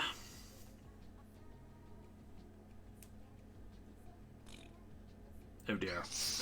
Okay. It's everyone in the show just seems so mean-spirited, and the attempts at humor just seem just on Family Guy levels of cruel. So we're talking like Nice. Constant Meg jokes. Bingo. Very Right. much so. Right, avoiding like the plague. And I hate to be the one to point this out because Ram said it pretty much many years ago. Mm-hmm. If you want to send a message, don't watch it. Exactly. Mm-hmm. And it's pretty much the same scenario with anyone ever heard of the series Santa Inc. Yes. It's very much like that. Yeah, I've heard stories. Yeesh. It's like a lot of things coming out of HBO, which are intended to be adult comedy, are falling flat on their face. And this is just another example.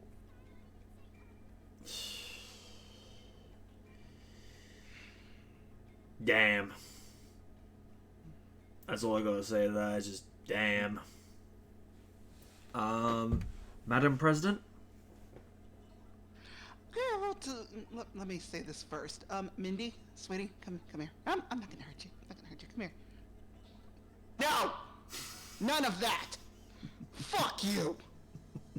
Okay, alright, this is... Okay, let me see one thing right now, and I'm quoting somebody from that's on YouTube. He's a Ailerus. He's a cool dude. He said this verbatim. This is not Velma. This is Mindy Kaling's political leanings and anxieties animated. That's what this is. That's what this fucking is. Because this is not Velma. This is not Scooby-Doo.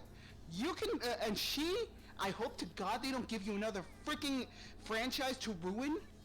This is the death of a franchise. I'm sorry, because I think at this point you just killed Scooby-Doo because of this pile of garbage.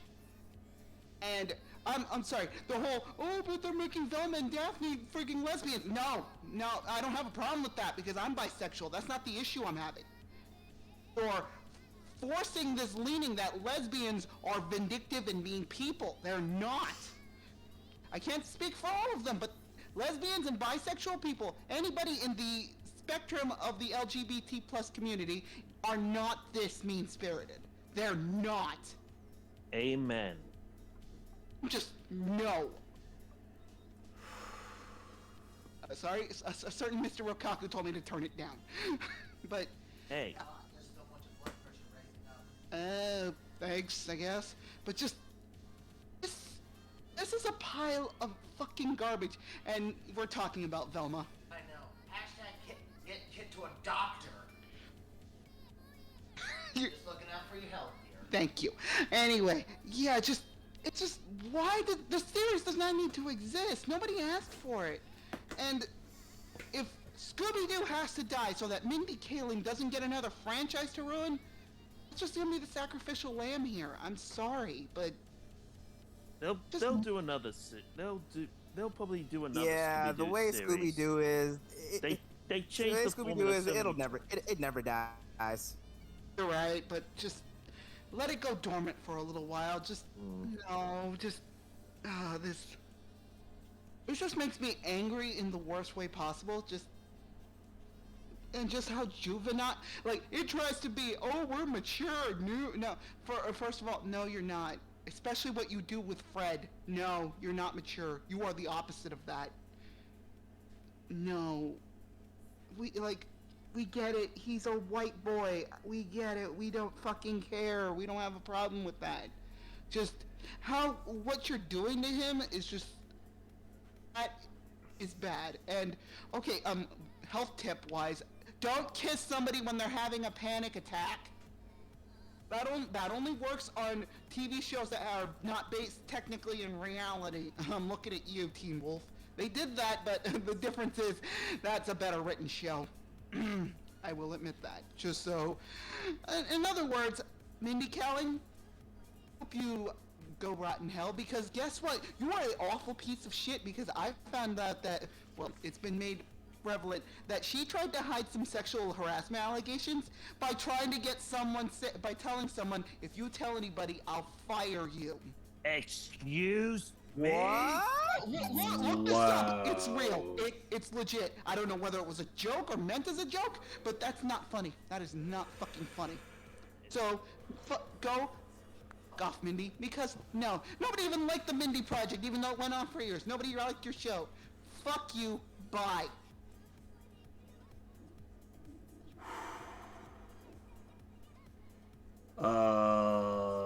And it's left me speechless. Raiden? Mulligan. And I don't want nothing to do with the show. I don't give a fuck. Damn. Can we get on a lighter note? Please.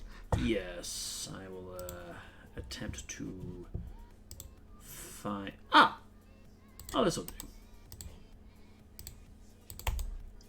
Oh god, I've just seen that raptor thing. Oh good lord.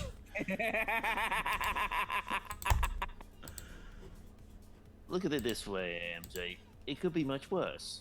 It really could. Oh my god, that had me dying. Steven Spielberg says The Dark Knight would have been nominated for Best Picture if released now. Sure. The Dark Knight is still seen as having one of the biggest Oscar snubs of all time. It really was. But Spielberg doesn't think that would have happened now.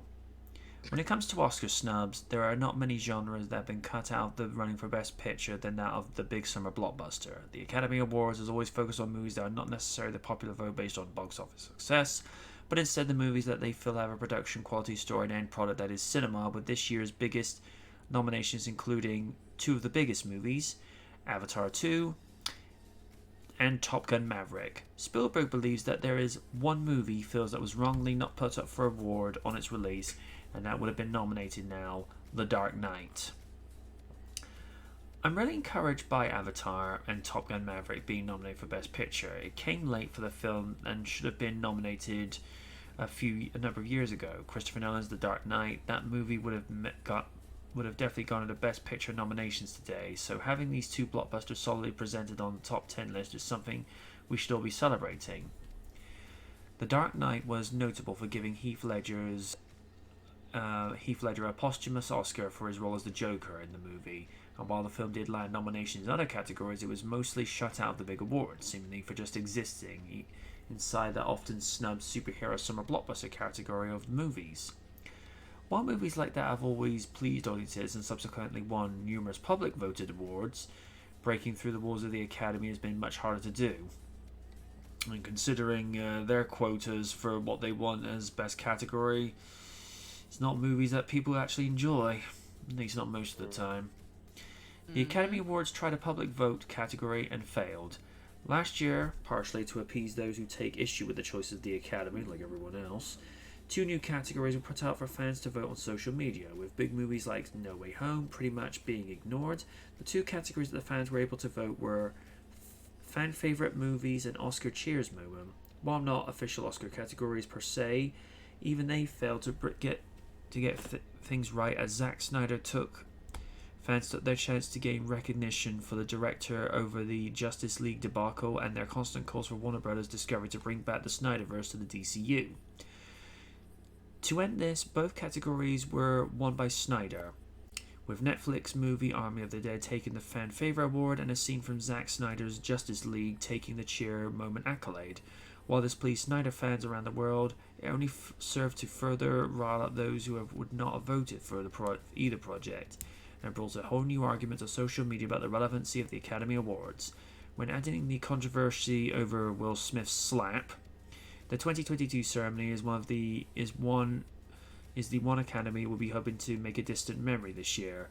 Whether this night will go without controversy, either other awards related or otherwise, is something we can only wait to find out in a couple of months' time. Let me see. Would The Dark Knight have been voted Best Picture? Say what we will about whether you think the Dark Knight movies are pretentious or take themselves too seriously. Christopher Nolan likes things done to a degree whereby when you look at these movies you think, yeah, this could exist in the real world if given the right time, finances and applications to actually make a figure like Batman a reality. Because for all the training, education and experience for Bats to have, it would cost the millions and hundreds of millions, and that's just like on licenses for the the vehicles he drives, and then the money necessary to make the bat suit. I do feel like The Dark Knight should have been given more nominations, and it does annoy me that Endgame, arguably the biggest superhero movie ever, wasn't even given one single Oscar nomination. Yeah, I do feel like the Academy needs to review its quotas for what constitutes as Best Picture. Because you see some pictures that get nominated and you're like, I'm sorry, what movie's this? I didn't hear about this. So yeah, there's not really a lot I can add to what Spielberg has said. Steven, your 2 cents. Well, it always comes up with controversy with these type of award things. I mean, in terms of the time, this was a pre-era before the MCU really got off the ground. Ever since then, it's more or less people have been paying attention to what films especially in terms of the technology and the visual effects. So it's really hard to judge, although there's a lot of other controversy involving voting and that kind of thing. Mm. And it's not just in those kind of awards. I mean, most of the time I've just been over the last few years I've been focused on the gaming awards, which in their own way are kind of cinematic in the way that they're constructed. Mm. Mm-hmm.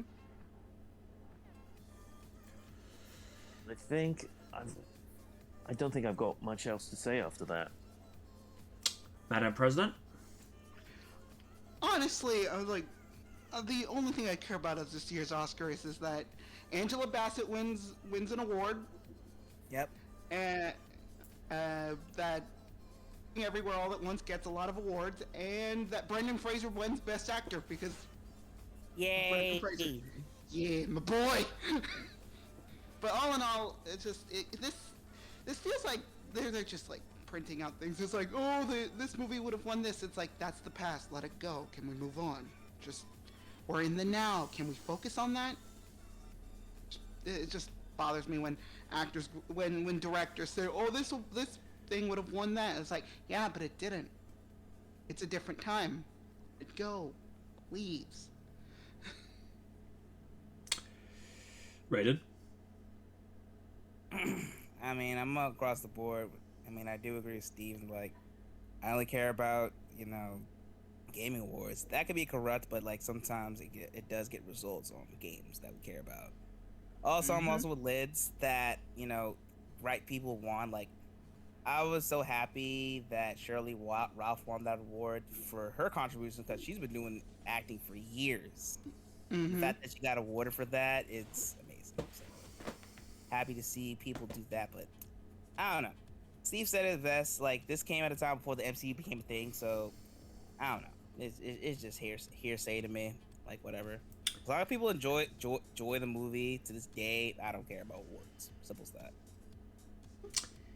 Yeah, I mean, don't get me wrong.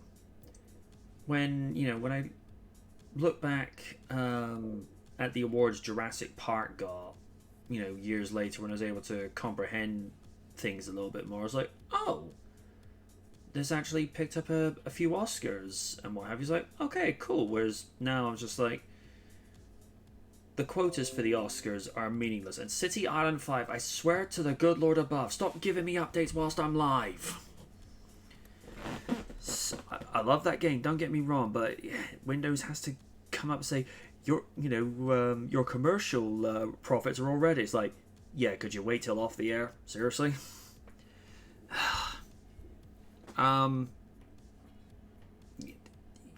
Unless it's like the MTV Movie Awards. I mean, I have my issues with MTV these days for being a music television channel, not showing music videos. Seriously. But at least with their movie awards, at least they're voted for by the fans. Whereas with the Oscars,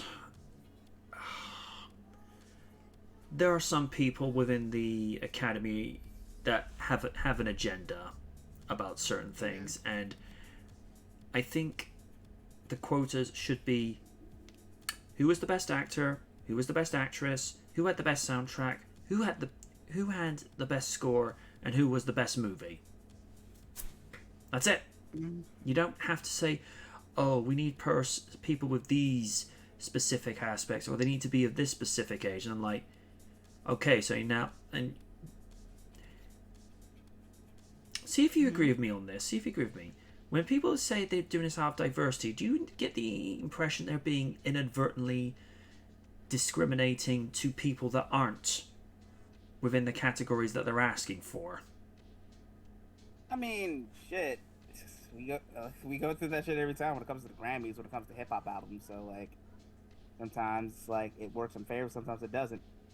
That's basically just what I think. All right. It's just when they go and say, because apparently at the BAFTAs they said, oh, if your leading female protagonist is not 47 years of age, you will not get nominated. I'm like, what?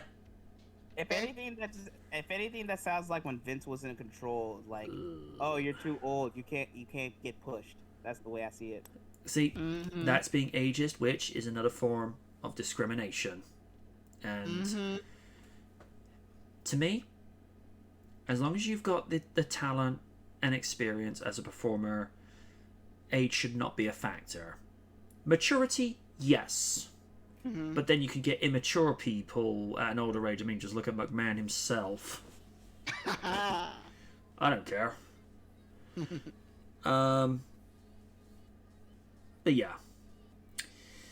We'll end it there, folks. There was some very hot topics, and I don't mean that in the best context. Damn. You know, kind of a thing to come back to after... Actually, how long did we have off? Because, let's see, we ended on the 18th last one. So 1, 2, 3, 4, 5. We've had 6 weeks off. But I think we should do that more often because, oh man. yeah, because we ran from, I think it was the first Sunday of either September or like the second or third Sunday of September up until the third Sunday of December, and we're spent. But with the summer, we have a much longer break, and particularly with last summer, oh, that was justified. Hotter than Africa, folks. Seriously. I could tell from the pictures y'all posted. Yeah, y'all were suffering. There's hot, and then there's, oh, sweet lord, let's go live in the fridge for 3 months. Or how about we just go live next door to Kristen Stewart? Why? Because she's always so cold. Oh. Yeah. Alright. Until next week, same start time of 6 p.m. UK, 1 p.m. Eastern, and 10 a.m. Pacific Standard Time. I've been the Knight. I have been the awesome one, and be sure to check out my Twitch channel, twitch.tv/Kitsune Rakaku, where we go back to my Pokemon journey. Only this time, Oni's taking the wheel because it's his turn in the race, and let's see if we can catch up to me. We'll see what happens. But I'll see you guys later. Have a good one. And I have been Steven. I don't have anything to plug, but if you fancy reading comic books, come check out occasional co-host Kaiju Noir's book, Primal Warrior Draco Zoo, available now on Amazon, Kindle, and Comixology for your reading pleasure. And I have been the Cybernetic, but energetic Sam Master Raiden. Don't really have anything to plug in, just like, hey man, to get more falls on Twitch. Also, personal wise, like, gonna get back to my creative juices with displays and all that jazz. So look out for that, I guess. We're not gonna go raid anybody tonight because there's nobody really on. So, yeah.